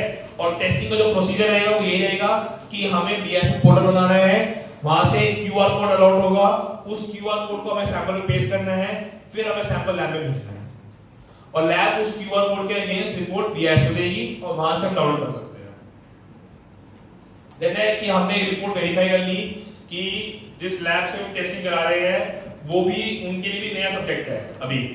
तो हम क्या प्रैक्टिस करेंगे कि कभी हमारे पास कोई रिपोर्ट आ रही है तो BIS में अप्लाई करने से पहले हम उसको एक सेल्फ इवैल्यूएशन कर ले कि लैब से भी तो कोई गलती नहीं हुई है। तो हम रिपोर्ट वैल्यूएशन करेंगे, फिर हमारे पास सारे डॉक्यूमेंट्स हो गए, लैब रिपोर्ट होगी, हम BIS में फाइल अप्लाई कर देंगे। फाइल अप्लाई होने के बाद हम एक ऑडिट फाइल प्रिपेयर करेंगे। पहले जो हमें डॉक्यूमेंट्स चाहिए, फॉर एग्जांपल हमें 10 डॉक्यूमेंट्स चाहिए, तो कुछ 5-6 और डॉक्यूमेंट्स होते हैं जो सिर्फ ऑडिट वाले दिन के लिए हमें चाहिए होते हैं। तो हम एक ऑडिट फाइल प्रिपरेशन करेंगे कि जब भी BIS ऑफिसर हमारे ऑडिट के लिए आएगा तो उसके सारे डॉक्यूमेंट्स रेडी हो। फिर BIS ऑफिसर का नॉमिनेशन होगा। तो जयपुर ब्रांच ऑफिस में 12 ऑफिसर्स है, 12 ऑफिसर्स में से किसी का भी नॉमिनेशन हो सकता है हमारे यहाँ विजिट पे। तो वो हमें फाइल लगाने के 10 से 12 दिन में पता चलेगा कि कौन सा ऑफिसर नॉमिनेट होता है। फिर BIS ऑफिसर हमारी फैक्ट्री का आगे ऑडिट करेगा। तो मैंने ऑडिट में वो क्या क्या करेगा उसको डिटेल में लिखा है। पहले जो जो हमने डॉक्यूमेंट सबमिट करे BIS को इनिशियली फाइल लगाते समय, ऑफिसर आके वो सारे डॉक्यूमेंट्स रीचेक करेगा कि हमने बोल दिया कि हमारे पास 50 मशीनरी है, जब फैक्ट्री में 10 मशीनरी मिली, तो वो सारे डॉक्यूमेंट्स को रीवेरीफाई करे कि हमने सही सबमिट करे नहीं करे। देन हमें डॉक्यूमेंट हम देखे हो डॉक्यूमेंट सीरीज, तो हमें बीआईएस को प्रोसेस फ्लो चार्ट देना है, लिस्ट ऑफ मशीनरी देनी है और लेआउट देना है। तो ऑफिसर आपकी पूरी फैक्ट्री का एक पूरा इंस्पेक्शन करेगा, वो प्रोसेस फ्लो चार्ट के साथ आपकी लिस्ट ऑफ मशीनरी और पूरा लेआउट एक बार वेरीफाई कर लेगा जो आपने सबमिट करा है वो सही है या नहीं है फिजिकली। देन वो आपके क्यूसीआई को, जैसे मैंने बोला कि हमें कुछ टेस्टिंग इनाउंस करनी है, तो ऑफिसर आपके क्वालिटी पर्सन को बोलेगा कि हम ये टेस्ट हमें करके दिखा। जैसे मैंने बताया आपके एक पर्सन की डिग्री चाहिए होगी हमें, तो ऑफिसर बोलेगा उस पर्सन को कि आपके सैंपल आपने दिखाया कि हम इनाउंस टेस्ट कर सकते हैं, तो उसकी इनाउंस टेस्टिंग करे और उसकी रिपोर्ट बनाए। देन एक सैंपल वो टेस्ट करेगा, सीलिंग और verification sample of any one variety. अब ये बहुत क्रूशियल पार्ट है कि जब हम इनिशियल टेस्टिंग करा रहे हैं तो हम हो सकता है 5 सैंपल टेस्ट करा रहे हो, 10 सैंपल टेस्ट करा रहे हो, बट जब वो ऑफिसर आएगा वो 10 वैरायटी में से किसी भी एक वैरायटी का रैंडम सैंपल ड्रॉ करेगा और उसको टेस्टिंग के लिए भेजेगा। और उस रिपोर्ट को आने के लिए हमें वेट में नहीं करना, हमें उस रिपोर्ट के आने से पहले ही लाइसेंस ग्रांट हो जाएगा। इन केस वो रिपोर्ट पास आती है, हमारा लाइसेंस कंटिन्यू रहेगा। अगर बाई वो रिपोर्ट फेल आती है तो हमें दोबारा से बीएसओ सैंपल देना पड़ेगा। तो this is all about the process. किसी को कोई डाउट प्रोसेस में? सर मशीनरी के बिल भी मांगेगा क्या? अगर डाउट होगा तो पार्ट ऑफ डॉक्यूमेंट। अभी जो हम लोग हैं पिछले कोई 20 साल से कोई 25 साल से वर्किंग कर रहा है सर, आज तक बीआईएस ने नहीं मांगी है। अगर कोई डाउट होता है बीआईएस को इन सिनेरियो की आपने मशीन शिफ्ट करी है किसी दिखाने के लिए, उस केस में बीआईएस मांगता है, बट वो मैं बोल के चल रहा हूं 1% प्रोबेबिलिटी होती है उसकी कि ऑफिसर भी कोई नया ऑफिसर नहीं आ रहा, they have visit thousands of factories, so they are well versed कि क्या चीज एक्चुअल है क्या मैनिपुलेटेड है। 90% उनको वो जजमेंट हो जाता है। तो अगर उनको लगता है कि कोई मैनिपुलेशन हो रहा है उस केस में वो बिल मांगते हैं, और इन केस हमारा बिल नहीं है तो हम एक सेल्फ डिक्लेरेशन दे सकते हैं कि this machine is owned by us, and जब भी आपकी दोबारा सर्वेलेंस होगी आपको ये मशीन हमें मिलेगी। क्योंकि जैसे आपके मोल्ड्स है, moulds is also part of machinery, काफी सारी चीजें जो आप लोकली असेंबल कराते हैं उनको कोई बिल नहीं हो सकता।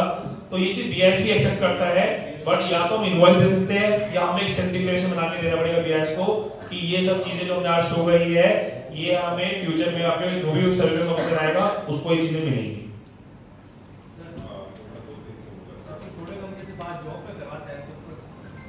अब इस चीज पे भी आते हैं, ये बहुत इंपॉर्टेंट पॉइंट है।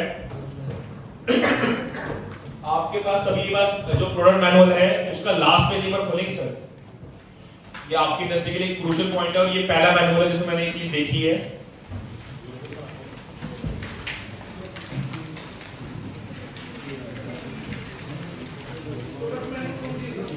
लिखा हुआ सर फर्स्ट पेज का प्रोडक्ट मैनुअल, ये सर उसका सेकंड लास्ट पेज खोलेंगे आप, तो इसमें आयरन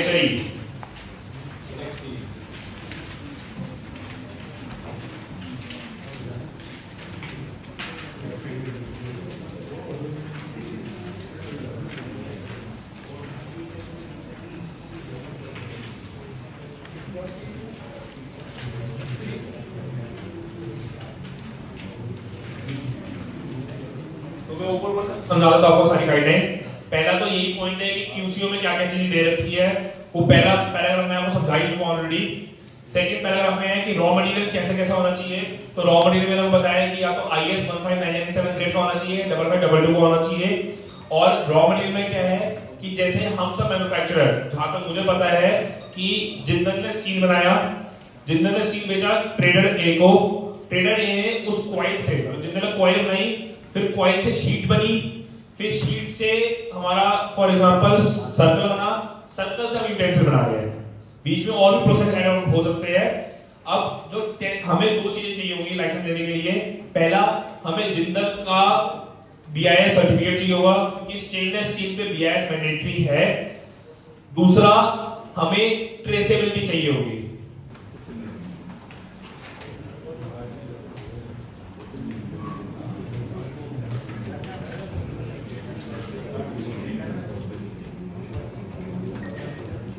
हाँ। तो हम इस पैराग्राफ में तो जो ए पॉइंट लिखा हुआ है रॉ मटेरियल लिखा हुआ है, अब बी पॉइंट लिखा हुआ है for firms manufacturing the stainless steel utensil whether doing all process in house और buying unfinished semi finished utensils and processing further.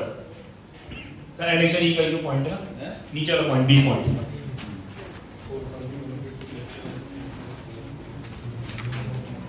for firms manufacturing the stainless steel whether doing all process in house or buying unfinished semi finished utensils and processing further। तो जैसा sir का doubt था कि अगर कोई manufacturer है वो first stage से लेके लास्ट स्टेज तक अगर यूटेंसिल खुद से बना रहा है तब भी उसको लाइसेंस लेना है, या वो फॉर एग्जांपल मैं मैन्युफैक्चरर हूं उससे सेमी फिनिश्ड यूटेंसिल खरीद के और लास्ट के वैल्यूएशन कर रहा है तब भी उसको लाइसेंस लेना है। तो जो एंड स्टेज पर्सन है उसको लाइसेंस देना है। अगर इंटरमीडिएट स्टेज पे कोई भी बंदा कंप्लीट यूटेंसिल नहीं बेच रहा जो कंज्यूमर तक जा सकता है उसको लाइसेंस नहीं लेना, उसको लाइसेंस नहीं देना। जो बंदा सिर्फ जॉब वर्क कर रहा है उसको लाइसेंस नहीं देना। ट्रेसेबिलिटी मेंटेन करनी पड़ेगी, हाँ उसको ट्रेसेबिलिटी रिकॉर्ड मेंटेन करना पड़ेगा। फिर सी पॉइंट पे आते हैं for firms doing job work on raw material supplied by other firms and then supplying the utensil to the other firms. जैसे सर आपका एग्जांपल है, ये आपका एग्जांपल आ गया कि अगर कोई पर्सन जॉब वर्क कर रहा है तो उस पर्सन को लाइसेंस ना लेना ना उसको मिलेगा। अगर कोई भी पर्सन इंटरमीडिएट प्रोसेस कर रहा है, पहला एग्जांपल सी पॉइंट दे रखा है कि फॉर एग्जांपल मैं यूटेंसिल मैन्युफैक्चरर हूं जो लाइसेंस दे रहा है और मैं आपसे जॉब वर्क करवाता हूं। जॉब वर्क कैसे कि मैंने आपको स्टील भेजा और आपने जॉब वर्क करके वापस दे दिया, तो उस केस में भी आपको लाइसेंस नहीं मिलेगा, जॉब वर्क वाले को। जो फाइनल प्रोसेसर है उसको ही लाइसेंस मिलेगा। फिर डी पॉइंट दे रखा है कि जो जॉब वर्क वाला पर्सन है वो ही स्टील खरीद रहा है और उसको सेमी फिनिश करके आपको दे रहा है, तो उस केस में भी जो लास्ट के मैन्युफैक्चरर है उसी को ही लाइसेंस मिलेगा। इसके डाउट सर कुल मिला के तो ये हो गया जो पैकिंग करके अपने यहाँ से बाहर भेज रहा है उसको लाइसेंस लेना है। नहीं। तो अब इससे अगला पॉइंट पढ़ोगे जो ई पॉइंट है उसमें साफ साफ लिखा हुआ है कि अगर कोई मैन्युफैक्चरर या कोई पैकर जो कोई भी काम खुद से नहीं कर रहा सिर्फ पैकिंग कर रहा है तो उसको लाइसेंस नहीं मिलेगा। ये आपकी इंडस्ट्री में ये ट्रेंड हो रहा है, तो इसके लिए बीएसएन स्पेसिफिकली गाइडेंस दी है किसी भी और प्रोडक्ट में ये मैनुअल्स में ये चीजें नहीं दी गई है। सर ये देवेंद्र साहब कह रहे हैं आप काला माल बेच रहे हैं, मैंने मेरे यहाँ 2 पॉलिश मोटर लगा ली, मैं खाली पॉलिश कर रहा हूँ पैकिंग कर रहा हूँ, तो मतलब देवेंद्र साहब तो बचे हुए हैं, मैं खाली जबकि पूरा प्रोसेस आप कर रहे हैं, सीट से लेके फाइनल काला माल तक आपने बनाया, तो आप तो बच गए इसमें। ये इनका माल कंज्यूमर तक जा सकता है? नहीं जा सकता ना। अब तो ये सब सिर्फ सेमी फिनिश प्रोडक्ट है बात तो जो एंड से सर देखो मेरी बात समझो कि अगर आज ये प्रोडक्ट आईएसए सर्टिफाइड है तो ये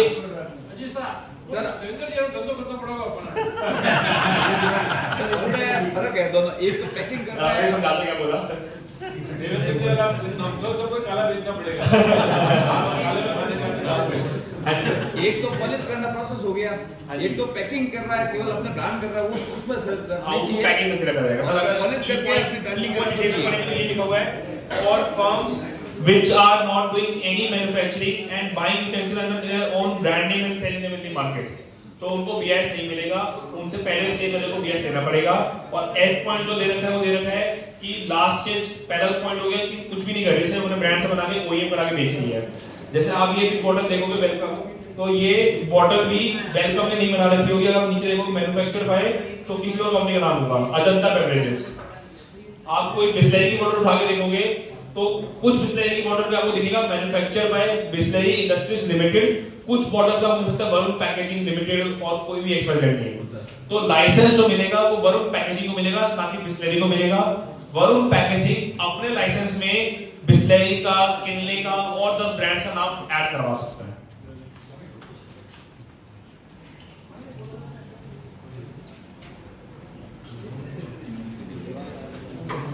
फिर आपके सामने सब एक रिक्वायर्ड डॉक्यूमेंट्स की लिस्ट है, जो भी एक बार ब्रीफ में डिस्कस कर ही लेते हैं।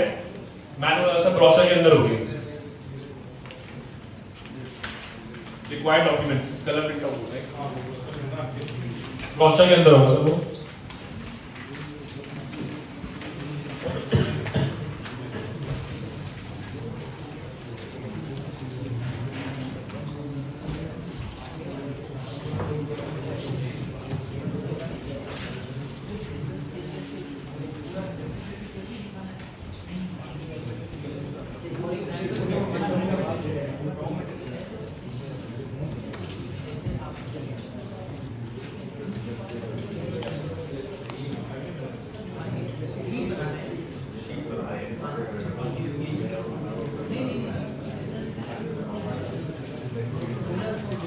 प्लेटफॉर्म पे, प्लेटफॉर्म पे और इससे प्रोसेसिंग आप इसके जो BIS है, जैसे अभी वो ट्रेसेबिलिटी में नहीं JP के लिए, तो इसकी भी ट्रेसेबिलिटी बनानी पड़ेगी। अब अगर मूव चीज जो है, उसके लिए तो एक सर ने अच्छा क्वेश्चन पुट अप कराया है कि अगर बीच में कोई भी इंटरमीडिएट स्टेज में अगर किसी में BIS है तो हमें पुरानी ट्रेसेबिलिटी की जरूरत नहीं है। जैसे जो मैंने आपको केस एक्सप्लेन करा था कि जिंदल से A पे आया, B पे आया, C पे आया, अगर JP आप जैसे किसी मैन्युफैक्चरर से यूटेंसिल ले रहा होता जिसमें BIS होता तो मुझे पीछे की रिवर्स ट्रेसेबिलिटी की जरूरत नहीं होती। जो मून स्टील्स था उसके पास BIS नहीं था, इसलिए मुझे पूरी रिवर्स ट्रेसेबिलिटी लगानी पड़ी। अगर मून स्टील्स के पास ही यूटेंसिल का BIS होता तो मुझे रिवर्स ट्रेसेबिलिटी करने की कोई जरूरत नहीं होती। अब रिक्वायर्ड डॉक्यूमेंट जैसे सर ने पहला लोकेशन मैप है। लोकेशन मैप क्या है कि आप सभी को हम एक व्हाट्सएप ग्रुप बना लेंगे, उसमें अपनी व्हाट्सएप लोकेशन शेयर करनी है। मेरी टीम BIS के ऑफिस से आपकी फैक्ट्री तक का एक रूट मैप बनाएगी। वो गूगल में बनाना बहुत आसान है, तो आप सिर्फ एक व्हाट्सएप लोकेशन शेयर करोगे, उसके बेसिस पे रूट मैप बनेगा। Second, plant layout. Plant layout मतलब कि हमारी जो फैक्ट्री है उस फैक्ट्री में कौन सी मशीन कहां पे प्लेस्ड है, लैब कहां पे बनी हुई है, ऑफिस कहां पे बना हुआ है, वो सारी चीजें हमें ड्राइंग में बना के उसको फेयर करके हमें BSO देनी है। Third is list of machinery. तो हमारी फैक्ट्री में जो मैन्युफैक्चरिंग मशीनरी लगी हुई है उसकी पूरी लिस्ट बना के हमें BSO देनी है। Fourth is list of testing equipment. ये हम ही बना लेंगे आपके लिए कि क्या क्या इक्विपमेंट आपके पास लगवा रहे हैं हम। Fifth is list of raw material. List of raw material आपकी इसमें शीट हो गई, वेल्डिंग इलेक्ट्रोड हो गया, जो रॉ मटेरियल यूज कर रहे हैं वो सब रॉ मटेरियल्स हमें डिक्लेयर करने BSO। देन जो मैंने आपको बताई ट्रेसेबिलिटी, तो ट्रेसेबिलिटी के साथ टेस्ट सर्टिफिकेट हमें BSO देने हैं। Then is address proof. तो जिसकी फैक्ट्री खुद की है वो इलेक्ट्रिसिटी बिल या सेल बिल दे सकता है, जिसकी फैक्ट्री रेंटेड है वो रेंट एग्रीमेंट दे सकता है as an address proof. Then GST certificate, again MSME certificate. तो मैक्सिमम आप सब मैन्युफैक्चरर MSME सर्टिफिकेट होगा, अगर किसी के पास नहीं भी होता तो वो हम ही अप्लाई कर देंगे आपके लिए। Then process flow chart. Process flow chart maximum manufacturer सही नहीं रहेगा, तो हमारे पास एक कंटेक्चुअल प्रोसेस फ्लो चार्ट बन जाएगा जो हम थोड़ा बहुत मॉडिफाई करके सब मैन्युफैक्चरर अप्लाई कर सकते हैं। देन जो सर का पॉइंट था ब्रांड वाला, तो हमें ब्रांड डिटेल शेयर करनी है। अब हम अपना ब्रांड भी दे सकते हैं BIS को, हम थर्ड पर्सन को दे सकते हैं। अगर हम अपना देंगे तो हमें सिर्फ ब्रांड सर्टिफिकेट देना है। अगर हम किसी थर्ड पर्सन को ब्रांडिंग देते हैं, फॉर एग्जांपल आप में से कोई मैन्युफैक्चरर JP के लिए बना रहा है फॉर एग्जांपल, तो आपको JP का ब्रांड सर्टिफिकेट भी चाहिए, आपको JP से इंटरनल एग्रीमेंट भी चाहिए कि हमारा JP से एक इंटरनल एग्रीमेंट हो रखा है कि हम JP का ब्रांड नेम यूज कर सकते हैं फॉर मैन्युफैक्चरिंग, और एक NOC चाहिए कि JP को कोई ऑब्जेक्शन नहीं है कि आप उसका ब्रांड नेम अपने BIS लाइसेंस में ऐड करवा रहे हैं। तो ये तीन डॉक्यूमेंट हमें चाहिए। चौथा, हमें पैन कार्ड और आधार कार्ड चाहिए बिजनेस ओनर का। एक डॉक्यूमेंट में से मिस हो गया, QCI का आधार कार्ड और एजुकेशन डिग्री। जो मैंने बताया था कि आपके पास एक ग्रेजुएट पर्सन होना चाहिए, तो उसका आधार कार्ड भी चाहिए और उसकी ग्रेजुएशन की डिग्री भी चाहिए। तो this is complete list of required documents. Then आते हैं फीस स्ट्रक्चर पे। तो हमारे पूरे केस में हम तीन तरीके से फीस को डिवाइड कर सकते हैं, सारे एक्सपेंस को डिवाइड कर सकते हैं, कीपिंग लैब इक्विपमेंट असाइड। हमें सबसे पहले लाइसेंस लेने के लिए लैब लगानी है, जो इक्विपमेंट्स है वर्नियर या स्केल भी हमें लेना है, तो सबसे पहले हमें लैब लगानी है। लैब लगाने के बाद ये फीस स्ट्रक्चर जो हम पे एप्लीकेबल होगा, इसमें गवर्नमेंट फीस हमारी 4 सीरीज में जाएगी। पहला होती है application fees, that is ₹1000। Then होती है inspection fees, that is 7000, and फिर एक एनुअल फी है 1000 की। तो ये 9000 हर एक मैन्युफैक्चरर पे लगेंगे। उसके अलावा 51000 का मिनिमम मार्किंग फीस है। 51000 जो फीस है वो लार्ज स्केल मैन्युफैक्चरर के लिए है। अब अगर कोई मीडियम स्केल मैन्युफैक्चरर है तो उसको इससे 20% डिस्काउंट मिलेगा, कोई स्मॉल स्केल मैन्युफैक्चरर है उसको 50% डिस्काउंट मिलेगा, और कोई माइक्रो स्केल मैन्युफैक्चरर है उसको 80% डिस्काउंट मिलेगा। बट ये डिस्काउंट कब तक कंटिन्यू होते हैं इसका कोई अपडेट नहीं है, अभी पोर्टल पे रिफ्लेक्ट हो रहे हैं, और मेरे अंडरस्टैंडिंग के साथ 2025 तक ये डिस्काउंट रहेंगे, बट कब तक ये डिस्काउंट रहते हैं इसकी कोई गाइडेंस नहीं है। Then lab charges, so again government fee will be fixed, कि अब वो चेंज नहीं हो सकती। Lab testing charges as of now हमने 2 लैब से नेगोशिएट करके एक चार्जेस बनाए हैं। तो जितने भी सिंगल प्लाई यूटेंसिल्स बना रहे हैं मैन्युफैक्चरर्स और अपार्ट फ्रॉम कुकिंग बना रहे हैं single ply stainless utensil for serving table and storage, उनके पर सैंपल लैब टेस्टिंग चार्जेस लगेंगे 12,000। उसके अलावा कोई कुकिंग बना रहा है या क्लैडिंग बना रहा है उस केस में उसको 16,000 लगेंगे। ये टेस्टिंग चार्जेस आज की डेट के हैं। महीने बाद 2 महीने बाद और लैब्स आती पैनल पे तो ये टेस्टिंग चार्जेस और नेगोशिएट हो जाएंगे। देन थर्ड स्टेज है कि सर्विस चार्जेस की। आज ग्लोबल सॉल्यूशन आपके साथ काम करेगा तो ग्लोबल को भी सर्विस चार्जेस चाहिए। इस सर्विस चार्जेस में कुछ और भी चार्जेस होते हैं जो हमें बेयर करने पड़ते हैं। तो ये चीजें हम हर एक मैन्युफैक्चरर के पास आके पर्सनली डिस्कस कर लेंगे कि क्या सर्विस चार्जेस रहेंगे और क्या अदर चार्जेस रहेंगे। तो मार्किंग फीस, पहले मार्किंग की समझते हैं फिर मिनिमम समझते हैं। मार्किंग फीस है कि आज आप अपने प्रोडक्ट पे BIS का लोगो लगा रहे हो और कंज्यूमर को बोल रहे हो कि प्रोडक्ट अच्छा है तो उसकी हमें BIS को एक रॉयल्टी फीस देनी होती है। तो मार्किंग फीस को हम समझ सकते हैं कि marking fees is a kind of royalty fees we are paying to BIS। तो वो क्या है? That is 0.25 rupees per kg. अगर हम 1 किलो माल बनाते हैं यूटेंसिल तो हमें 25 पैसे BIS को देने हैं। यही मल्टीप्लाई हो सकता है, 100 किलो बना रहे तो हमें 25 रुपए देने हैं, 1 टन बना रहे हैं तो हमें इस हिसाब से 2.5 रुपए देने हैं। मैं समझा रहा हूं सर। अभी हम इनिशियल लेवल पे जो मैंने स्लाइड में डाला था, पीपीटी में डाला था कि हमें मिनिमम मार्किंग फी पे करनी है। तो BIS ने क्या कर रहा है, एक एक्चुअल मार्किंग फी निकाल दी that is 0.25 rupees per KG. एक नीचे पढ़ोगे तो एक मिनिमम मार्किंग फी निकाल दी 51,000 रुपए। तो विच एवर इज हायर हमें वो पे करनी है। तो जब हम पहले साल का लाइसेंस ले रहे हैं तो हम 1 साल की एडवांस मार्किंग फी दे रहे हैं BIS को। जब हमने आज लाइसेंस लिया तो हमने 51,000 पे कर दिए BIS को। अब अगले साल जब हम रिन्यूअल करेंगे उस टाइम पे BIS हमारा पिछले साल का पूरा प्रोडक्शन सर्टिफिकेट मांगेगा कि हमने पिछले पूरे साल में कितना प्रोडक्शन करा है और वो हमारे CA से अटेस्ट करके मांगेगा क्योंकि BIS के पास कोई तरीका नहीं है वो वेरीफाई कर सके। तो वो अपने CA से अटेस्ट करा के दे दो। अब फॉर एग्जांपल अगले साल मेरा प्रोडक्शन होता है फॉर एग्जांपल 10 किलो का, तो मेरी मार्किंग फी बनी 2.5 रुपए। 2.5 into 10 2.5 रुपए मेरी मार्किंग फी बनी। तो 2.5 रुपीस इज लेस देन 51,000। तो मुझे अगले साल दोबारा 51,000 पे करने हैं। अगर यही मेरा प्रोडक्शन फॉर एग्जांपल 1000 टन हुआ होता तो 1000 टन के हिसाब से 1000 to 1000 ये बनती 2.5 लाख रुपए। तो फिर उस केस में मुझे 2.5 लाख पे करने हैं। Whichever is higher we need to pay that. एक होगी minimum marking fees that is 51,000, एक होगी एक्चुअल मार्किंग फीस जो कि आपकी प्रोडक्शन के बेसिस पे आएगी। जो ज्यादा होगी नेक्स्ट ईयर हमें वो पे करनी है।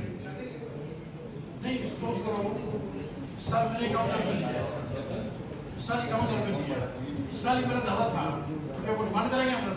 इस साल प्रोडक्शन आता होगा। हाँ बताता हूं ना सर कि पहले 51,000 रुपए कर दिए मैंने बट मेरा प्रोडक्शन 51,000 से ज्यादा हुआ। उस करो 1 लाख रुपए मेरी फीस पड़ी तो मेरे को क्या वो 49,000 और देना पड़ेगा उनको?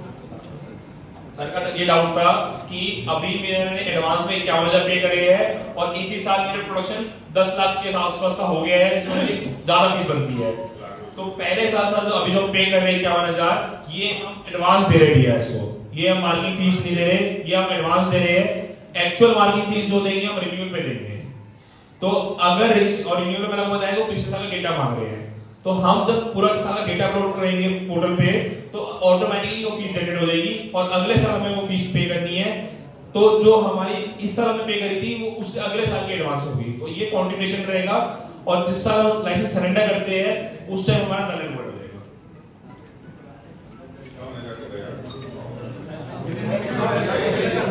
इन सिंपल टर्म्स हम सरेंडर कर ही नहीं सकते। ये मैं अब पॉइंट क्लियर कर दूं कि हम जल्दबाजी में भी BIS ना ले क्योंकि एक बार हमने BIS ले लिया उसके बाद हम उसको सरेंडर नहीं कर सकते। क्यों? क्योंकि ये मैंडेटरी सर्टिफिकेशन है। तो मैंडेटरी सर्टिफिकेशन मतलब कि आप एक ही केस में सरेंडर कर सकते हो, आपने यूटेंसिल का काम बंद कर दिया। तो इसलिए सभी मैन्युफैक्चरर लाइसेंस ले रहे हैं तो वो समझ के लिए कि हम इसको लॉन्ग टाइम तक चलाएंगे। हम लाइसेंस लेने के लिए बाद लाइसेंस सरेंडर नहीं कर सकते क्योंकि ये मैंडेटरी सर्टिफिकेशन है। हमें एक ही एग्जांपल बनेगा कि हमने फैक्ट्री बंद कर दी है, उसी केस में हम सरेंडर कर सकते हैं, अदरवाइज कोई भी केस में सरेंडर नहीं कर सकता। शिफ्ट हो सकता है कि फॉर एग्जांपल मेरी रेंटेड फैक्ट्री थी, आज एक जगह पे थी, कल दूसरी जगह पे होगी, तो लाइसेंस ए फैक्ट्री से बी फैक्ट्री में शिफ्ट हो सकता है।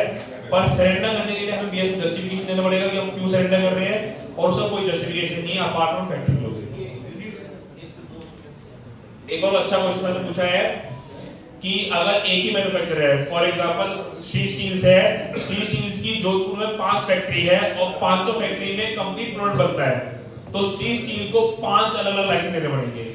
BIS licence is given to a product and to a unit, not to a factory और नॉट टू अ कंपनी। अगर 5 फैक्ट्री है और 5 फैक्ट्री में आपका पूरा फिनिश प्रोडक्ट बन रहा है, अगर किसी फैक्ट्री में कोई जॉब वर्क हो रहा है उसमें नॉन एप्लीकेबल है, अगर किसी में सेमी नॉमिनेट बन रहा है उसमें नहीं है, अगर 5 फैक्ट्री में आपका फिनिश प्रोडक्ट बन रहा है तो आपको 5 फैक्ट्री में लाइसेंस देना पड़ेगा।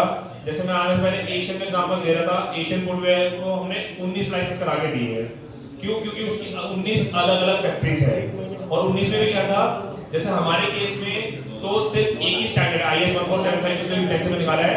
फुटवेयर में उन्होंने हवाई चप्पल को अलग डाला था, स्पोर्ट्स शू को अलग डाला था और सैंडल्स को अलग डाला था। तो एशियन अगर एक ही फैक्ट्री पे तीनों चीजें बना रहा है तब उसको 3 अलग अलग लाइसेंस देने हैं। एशियन 3 फैक्ट्री पे तीनों चीजें बना रहा है तो उसको 9 लाइसेंस देने हैं।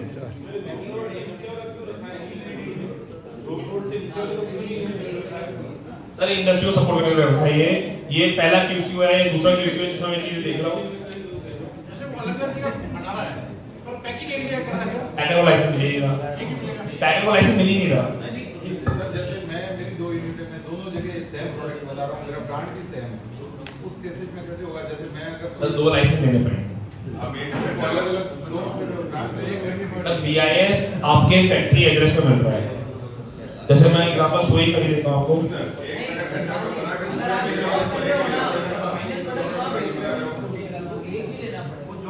मैंने वो बताया, अगर आप जॉब वर्क कर रहे हो तो नहीं लेना, बट आपको दोनों फैक्ट्रियों में फिनिश प्रोडक्ट बन रहा है तो आपको लेना पड़ेगा। जैसे आप अपने एक एग्जांपल दे सकते हो, राजलक्ष्मी है तो राजलक्ष्मी के पास 2 लाइसेंस है। क्यों? क्योंकि एक फैक्ट्री है E93 और एक फैक्ट्री है E423। फर्म अलग अलग है, ये मैंने अभी नोटिस करा सर। अगर फर्म अलग अलग है तब भी अलग लाइसेंस देना है, अगर फर्म सेम भी होती तब भी उसको 2 लाइसेंस देने पड़ते हैं। जैसे मैं इसमें हॉकिंस से दिखाया था, हॉकिंस में 2-3 लाइसेंस होंगे। ये देख लो सर, आपका एग्जांपल आ गया हॉकिंस कूपर्स लिमिटेड। तीनों जगह फैक्ट्री नेम सेम है, कंपनी नेम सेम है, बट तीनों एड्रेस अलग अलग है, तो इसलिए इसने 3 अलग अलग लाइसेंस दे रखे हैं। सर इसमें अगर वो सेल एक जगह से बताया और बाकी सब फैक्ट्री में जॉब वर्क बताया तो फिर क्या होगा?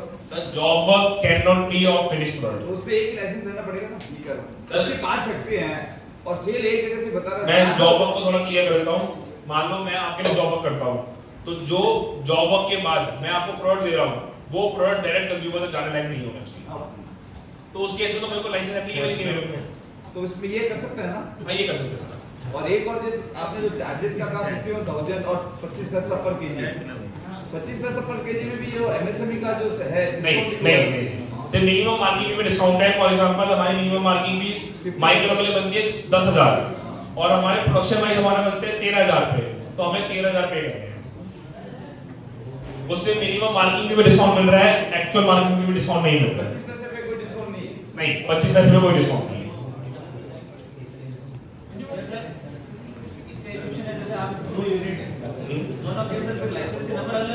हाँ जी सर, ये है एग्जांपल सर। जैसे हॉकिंग से देखोगे तो तीनों लाइसेंस नंबर अलग अलग लिखेंगे।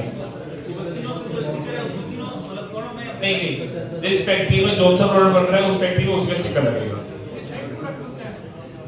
सर मैं सब बता रहा हूँ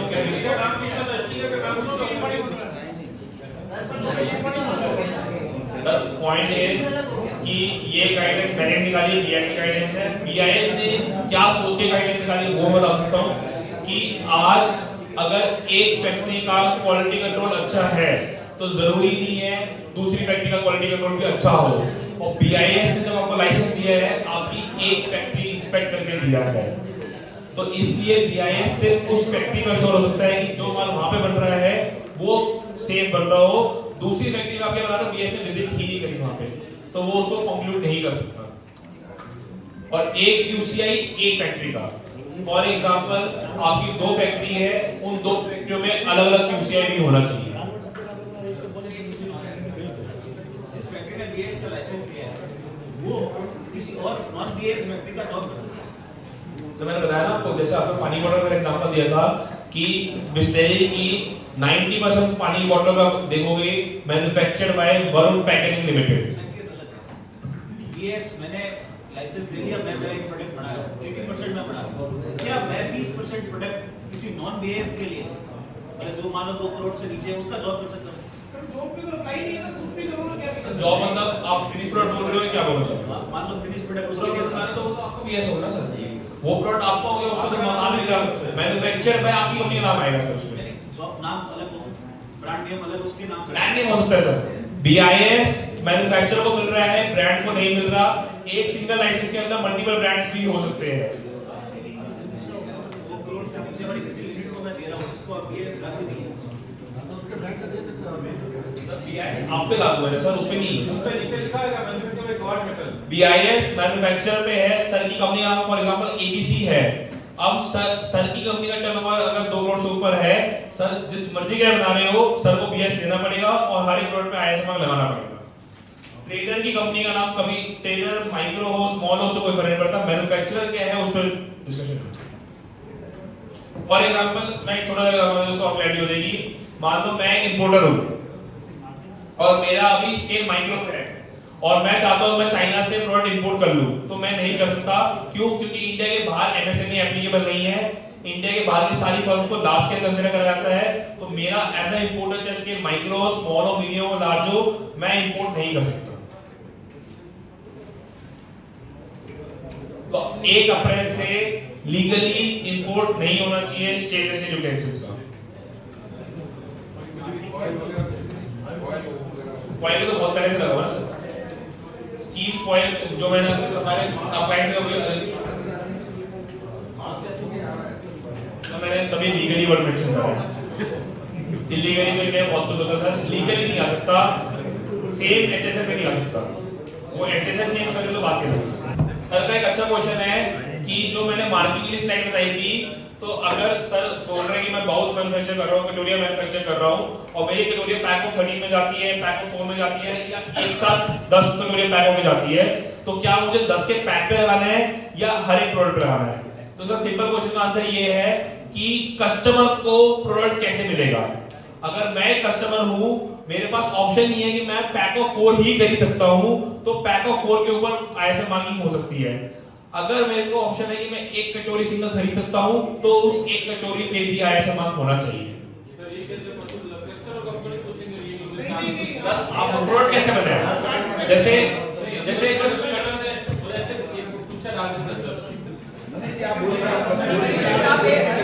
अगर आप गुच्छा डाल रहे हो, आपके हर एक प्रोडक्ट पे ISM मार्क होना चाहिए।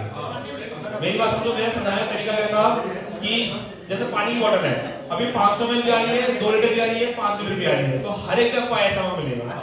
अब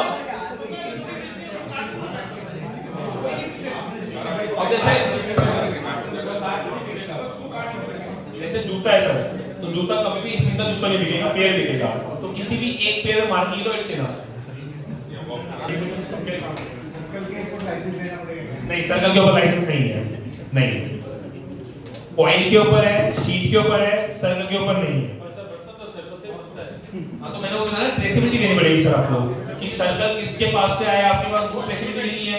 अब मेरी बात समझो, सर्कल पे क्यों नहीं है कि एक शीट में और एक सर्कल में प्रोडक्ट की कोई प्रॉपर्टीज चेंज नहीं हो रही है, ना कॉइल में चेंज हो रही। एक बार कॉइल बन गई, कॉइल के बाद शीट बनी, सर्कल बना, कुछ भी बना, प्रोडक्ट प्रॉपर्टीज चेंज नहीं हुई है। तो इसलिए जो शीट के पैरामीटर्स आएंगे, जो कॉइल के पैरामीटर्स आएंगे, वही सर्कल के आएंगे। आपके केस में आप उसे फर्दर प्रोसेसिंग कर रहे हो, तो उसकी प्रॉपर्टीज चेंज हो रही है और उसको अदर टेस्टिंग की जरूरत है, इसलिए सर्कल में BIS नहीं है।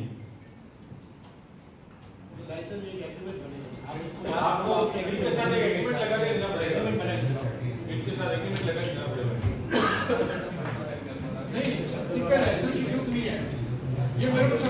ये मेरा सेटलमेंट तो देंगे भैया,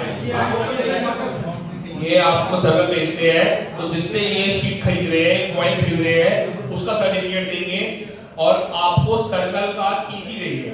टीसी लेकर आपका स्पेक्ट्रो की लैब लगी हुई है, उस स्पेक्ट्रो पे करा के आपको एक टेस्ट सर्टिफिकेट देंगे कि मैंने आपको जो ये लॉट भेजा है उसका ये पैरामीटर है। हमको तो करना पड़ेगा।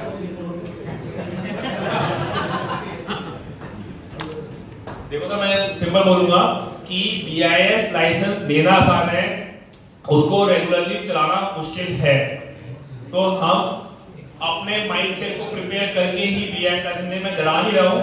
मैंने ये देखा है सर छोटी सी इंडस्ट्रीज में, टॉयज में, स्पेसिफिक टॉयज में बोलूंगा मैं कि स्मॉल स्केल मैन्युफैक्चरर्स ने, कंसल्टेंट ने उनको प्रोवोक कर दिया, बता दिया सब कुछ, एक बार स्टार्टिंग में लाइसेंस करा दिया, फिर कंसल्टेंट अपने घर मैन्युफैक्चर अपनी जगह मैन्युफैक्चरिंग कर रहा है, तो वो मैन्युफैक्चरिंग इंडस्ट्री को बहुत ज्यादा हैरेसमेंट फेस करनी पड़ रही है। क्यों? क्योंकि उनके पास कोई पढ़ा लिखा स्टाफ नहीं है, उनको पता ही नहीं कि क्या क्या चीजें करनी है। तो बीआईएस लाइसेंस लेने से पहले आप सबके दिमाग में कोई छोटा छोटा क्वेश्चन भी हो तो वो समझ के आप लाइसेंस ले, प्रिपेयर होके लाइसेंस ले। ऐसा नहीं है कि आज मैं आपको आगे बोल रहा हूँ या एसोसिएशन बोल रही है आप लाइसेंस ले लो। हाँ, एक चीज है कि आपके पास डेट्स है, डेट्स के बाद अगर आप बिना लाइसेंस के बना रहे हो तो इलीगल बना रहे हो, तो इनडायरेक्टली आपको लाइसेंस तो लेना ही पड़ेगा अगर आपको माल बेचना है। बट हम एक जागरूक होकर लाइसेंस ले, क्योंकि लाइसेंस लेने के बाद कंप्लायंस डिफिकल्ट है। आप करो लाइसेंस सोच समझ के ले। इसको बर्तन का व्यापार करना उसको लाइसेंस लेना ही पड़ेगा। और आज नहीं, ये 10 साल से 20 साल से 30 साल से बर्तन का व्यापार कर रहे हैं, तो आज ये इसके रिकॉर्ड छोड़ के थोड़ी जाएंगे हम लोग। एग्जैक्टली सर, बस मैं ये कहना चाह रहा हूँ कि मेरे ऊपर निर्भर होकर लाइसेंस, मेरे ऊपर या मेरे से किसी और कंसल्टेंट के ऊपर निर्भर होकर लाइसेंस ना ले, पूरी जानकारी लेने के बाद लाइसेंस ले। क्योंकि आज लाइसेंस लेने के बाद बहुत सारी चीजें जो मैं इस पूरी प्रेजेंटेशन में कवर नहीं कर सकता, कि ये भी हो सकता है, वो भी हो सकता है, बीआईएस ऑफिसर आपके फैक्ट्री में रेड कर सकता है, आपको मार्केट सैंपल हो सकता है, फैक्ट्री से अगर कुछ दिक्कत आ सकती है, तो हर एक चीज मेरे लिए भी पॉसिबल नहीं है मैं फर्स्ट से बताऊं आपको ऐसे। तो इसलिए हम सारी चीजें समझ के लाइसेंस लेंगे, कल को कुछ भी होता है तो हम उसको रिप्लाई बैक कर सके। सिर्फ एक कंसल्टेंट के ऊपर निर्भर होकर हम लाइसेंस ना लें। हाँ जी सर, तो मैं कुछ अपनी कंपनी के बारे में बताना चाहूंगा। सो ग्लोबल सॉल्यूशन, मेरे ब्रदर है मिस्टर मनीष अग्रवाल, उन्होंने कंपनी स्टार्ट करी थी 1997 में। तो सिंस 1987 मेरे ब्रदर और उनकी team DGFT, director general foreign trade, ministry of environment forest, MOEF, CPCB, department telecommunication, इन सबके कंसल्टिंग करते आ रहे हैं। 2016 में एक लाइसेंस है ईपीआर, हो सकता है आपने काफी लोग सुना हो सकता है ना सुना हो। ईपीआर एक लाइसेंस है जो बेसिकली रिसाइकलिंग के लिए निकाला गया है। तो 2016 में ये लाइसेंस इलेक्ट्रॉनिक प्रोडक्ट्स पर डाला गया था कि जितने भी इलेक्ट्रॉनिक प्रोडक्ट्स मैन्युफैक्चरर्स है या इंपोर्टर्स है उनको ईपीआर लाइसेंस लेना पड़ेगा। तो उस टाइम पे हमने काफी अच्छा काम करा था। तो ईपीआर लाइसेंस लेने का मेन मोटिव था कि रिसाइकलिंग हो सके चीजों की। तो 2019 में भैया ने अपना प्लान डाला था ग्लोबल वेस्ट सॉल्यूशन के नाम से। तो हमारा खुद का रिसाइकलिंग प्लांट भी है सोनीपत मुरथल में, जहां पे हम सैमसंग, वोल्टास, गोदरेज, एलजी इन सब के लिए रिसाइकलिंग करते हैं। तो हम इंडियन और फॉरेन मैन्युफैक्चरर दोनों का हेल्प करते हैं लाइसेंस लेने के लिए। हमारे अभी तक ओवरऑल 5000 प्लस क्लाइंट्स हैं जिनको मैंने डिफरेंट सॉर्ट ऑफ लाइसेंस दिलवाए हैं, including BIS, EPR and other licences. और 900 प्लस मैन्युफैक्चरर्स को हमने आईएसआई लाइसेंस लेने की हेल्प करी है, चाहे वो टॉयज बेस्ड हो, फुटवेयर बेस्ड हो, स्टील बेस्ड हो, एल्यूमिनियम बेस्ड हो। तो 900 मैन्युफैक्चरर्स की हमारी आईएसआई की है। ये मैंने ग्लोबल वेस्ट सॉल्यूशन को बता दिया कि ग्लोबल वेस्ट सॉल्यूशन हमारी सब्सिडियरी फर्म है फॉर रिसाइकलिंग, जहां पे अभी हम at present electronic waste, battery waste, plastic waste, tyre waste and आपका ऑयल वेस्ट, ये सारे वेस्ट हम रिसाइकल करते हैं। तो जस्ट फॉर जनरल नॉलेज एक चीज मैं बता रहा हूं, फॉर एग्जांपल सैमसंग एक साल में 1000 किलो वॉशिंग मशीन बेचता है। तो सैमसंग के ऊपर गाइडेंस है कि वॉशिंग मशीन की एवरेज लाइफ है 9 साल। तो अगले 9 साल में उसको 70% 700 किलो रिसाइकल कराना ही कराना है। तो वो हम जैसे ऑथराइज्ड रिसाइकलर को अप्रोच करता है, जो हम उनके बिहाफ पे कलेक्ट बैक करते हैं, अपनी फैसिलिटी ट्रांसपोर्ट करते हैं, रिसाइकल करते हैं, उनको सर्टिफिकेट इशू करके देते हैं। अब सर का जो क्वेश्चन था जिससे मैंने पीपीटी दोबारा चालू करी थी कि आज ग्लोबल सॉल्यूशन आपको कैसे हेल्प करेगा लाइसेंस लेने के लिए और आगे उसको मेंटेन करने के लिए। तो पहला, जिस मैन्युफैक्चरर को जो लैब इक्विपमेंट चाहिए, जिनका बेसिक है उनको वर्किंग कैलिपर स्टील से चाहिए, वो खुद से प्रोक्योर कर सकते हैं, हमसे बोलेंगे हम भी दिलवा सकते हैं उनको। और उसका कैलिब्रेशन भी करवाना जरूरी है। कैलिब्रेशन जिस मैन्युफैक्चरर को नहीं पता, बता दो कैलिब्रेशन क्या होता है। कि मान लो मैं वेइंग स्केल पे चढ़कर अपना वेट नाप रहा हूं, बट हो सकता है वो वेइंग स्केल ही गलत रीडिंग दे रहा हो। तो calibration is testing of the testing equipment, कि आज जो टेस्टिंग इक्विपमेंट हम लगा रहे हैं क्या वो सही है या नहीं है। तो हम इसका, जैसे हमें वर्नियर के लगाना है या स्केल लगाना है या फ्लास्क लेना है, तो हमें उन सबका कैलिब्रेशन चाहिए होगा बीआईएस के लिए, तो वो भी हम प्रिपेयर करवा के देंगे। फिर डॉक्यूमेंटेशन में हम एंड टू एंड सपोर्ट देंगे आपको। फिर आउटसाइड लैब टेस्टिंग, कि आज हमारा जो भी लैब टेस्टिंग करा रहे हैं उनसे हमारा अच्छा कोऑर्डिनेशन है कि अगर हमारे सैंपल में कुछ भी छोटा मोटा दिक्कत आती है तो लैब हमें पहले प्री टेस्टिंग करेगी। पहले लैब हमारे सैंपल को प्री टेस्ट करेगी, हमें रिजल्ट्स बताएगी। कुछ ऊपर नीचे है हम दोबारा से सैंपल बना के देंगे लैब को, लैब उसको टेस्ट करेगी। लैब फेल सैंपल को पास नहीं करेगी। लैब हमसे इतना कोऑर्डिनेशन कर सकती है कि वो हमसे दोबारा सैंपल मांगे, उसको टेस्ट करे, फिर हम बीआईएस के अकॉर्डिंग उनको सैंपल भेजेंगे, उनको रिपोर्ट दे देंगे। जिससे बीआईएस को भी दिक्कत नहीं हुई कि जब बीआईएस के अकॉर्डिंग सैंपल लिया तो वो वन फ्लैश सैंपल पूरा पास था। इनिशियली हमने प्री टेस्ट करा के देख दिया अपने पैसों पे कि हमारा सैंपल पास है या नहीं है। तो मॉनिटरी लेवल पे हमें लैब हेल्प कर रही है कि हमें बार-बार सैंपल टेस्ट कराना चाहिए, बट बीआईएस या एनएबीएल किसी भी गाइडेंस को ओवरऑल नहीं कर रही है। वैसे सर बीआईएस जो सैंपल है वो किस लैब में टेस्ट कर रहा है, किसकी लैब होती है या इतनी लैब में? अभी बीआईएस की एक ही लैब है जो बैंगलोर में है और उसके पास पार्शियल टेस्टिंग है। तो अगर बीआईएस की लैब के पास जो जो पैरामीटर्स हमारे पर्टिकुलर प्रोडक्ट पे एप्लीकेबल है, अगर वो प्रेजेंट है तो सैंपल बीआईएस को लैब में ही जाएगा। अगर बीआईएस को लैब नहीं है उस पैरामीटर्स के लिए तो फिर आगे तो किसी और प्राइवेट लैब में जाएगा। ये जो 6-7 हां, जो 7 लैब से 7 लैबोरेटरी 7 या 8 जो भी लैबोरेटरी की लिस्ट है आपके पास? हां, मैं शेयर कर दूंगा। वैसे मैं आपको एक स्क्रीनशॉट दे दूंगा, आपको प्रोफेसर कर देगा। तो एक और चीज आएगी थी कि जब सैंपल बीआईएस के ऑडिटर दिन सील हो रहे हैं, उस सैंपल के टेस्टिंग चार्जेस हमें पे नहीं करने, वो चार्जेस बीआईएस पे करेगा। तो इसलिए वो चूज करेगा कि जिस लैब के सबसे कम चार्जेस है उस लैब में सैंपल जाए। फिर आपके यहाँ जब भी ऑडिट होगी बीआईएस की, मेरा एक रिप्रेजेंटेटिव आपकी फैक्ट्री में प्रेजेंट रहेगा जो उस ऑडिट को स्मूथली पूरा निकालेगा। तो ये आपको मेरे लेवल से सपोर्ट मिलेगा। फिर लाइसेंस का रेगुलर अपडेट लेना पड़ता है कि लाइसेंस लेने में मल्टीपल स्टेजेस है, कि ऑफिसर स्क्रूटनी, क्वेरी लग रही है, लाइसेंस आने के बाद कोई एनसी है, तो वो हम तरीके से रेगुलरली आपको पोर्टल खोल के फॉलो अप लेके उसको टाइमली प्रोसेस कराएंगे। अब लास्ट चीज है जो हमारे लिए सबसे डिफिकल्ट चीज है, पोस्ट कंप्लायंसेस। लाइसेंस आने के बाद क्या क्या चीजें मेंटेन करनी है। लाइसेंस कराना हमारे लिए बहुत आसान है, वो हमारे लिए ब्रेड एंड बटर है। क्यों? क्योंकि मैंने एक मैन्युफैक्चरर का लाइसेंस करा दिया, दूसरे मैन्युफैक्चरर का लाइसेंस कराना मेरे लिए बहुत आसान है क्योंकि मुझे सारी चीजें पता चल रही है। पोस्ट कंप्लायंसेस हर एक मैन्युफैक्चरर वेरी करेगी। क्यों? क्योंकि जैसा सर ने भी पूछा था कि हम एक बंदे का मालूम मारे हैं, अगली बार मेरा सोर्स चेंज हो गया तो उस केस में क्या करना है। अभी मैंने 10 मशीनें डिक्लेयर करी है, कल मैंने 2 लगा दी है, 2 घटा दी, उस केस में क्या करना है। आज मेरे ये तरीके के यूटेंसिल बन रहे थे, जैसे मैं आपके पास फर्स्ट डे आया, आपने बताया मैं 100 तरीके के यूटेंसिल बना रहा हूं, पर 100 का ऑर्डर आया, आपने 10 तरीके के यूटेंसिल और बनाना चालू कर दिए, तो उस केस में क्या करना है। आपके यहाँ पर सर्वेलेंस ऑफिसर आ रहा है, वो 4 चीज, हर एक सर्वेलेंस ऑफिसर अलग अलग एजेंसी से आ रहा है, वो आपसे अलग अलग 50 रिक्वायरमेंट रख रहा है, तो वो कैसे पूरी करनी है। फिर रिन्यूअल में चलो एक कैमरा हमारा ही है, काफी सारी इंडस्ट्री ऑन पेपर्स भी माल बेचती है, ऑफ पेपर से बेचती है, कि कैश में माल बिकता है, तो उस केस में कैसे डेटा हमें सबमिट करना है। तो ये सब चीजें हैं जो इंडस्ट्री टू इंडस्ट्री वेरी करती है और टाइम टू टाइम वेरी करती है।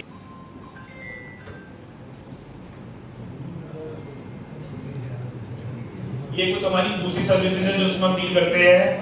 पहला मैंने आपको बताया ईपीआर, तो ईपीआर प्लास्टिक में लगता है, बैटरी में लगता है, non ferrous, non ferrous metals के लिए भी बीआईएस गाइडेंस आ रही है अभी, तो alloys are non ferrous metals, तो उनके लिए बीआईएस गाइडेंस आ रही है, उनपे भी ईपीआर की, उनपे भी ईपीआर एप्लीकेबल होगा। Then BIS, FMCS is again कोई भी IS मैन्युफैक्चरर अगर इंडिया के बाहर का लाइसेंस ले रहा है तो उस लाइसेंस को IS से लेगा, FMCS बोला जाता है। WPC, LMPC, DGMP, SIPS, FSAI, ये सब हमारे अदर लाइसेंसेस जो हम करते हैं। ये कुछ हमारे प्रीमियम क्लाइंट्स हैं जिनका अभी तक हमने काम करा है। वैसे हमारे पास 5000 प्लस मैन्युफैक्चरर्स की है, बट ये कुछ प्रीमियम क्लाइंट्स हैं जिनका हमारा रेगुलर काम भी चल रहा है, तो उनको हमने डिस्प्ले करा है। इसमें से कुछ क्लाइंट्स हैं जिनको आप जानते भी होंगे, जैसे जेपी, जिंदल, आदित्य बिरला ग्रुप, कैटपैक, बर्गो, फिनिक्स, मोरुका, ये सब मटेरियल। Thank you.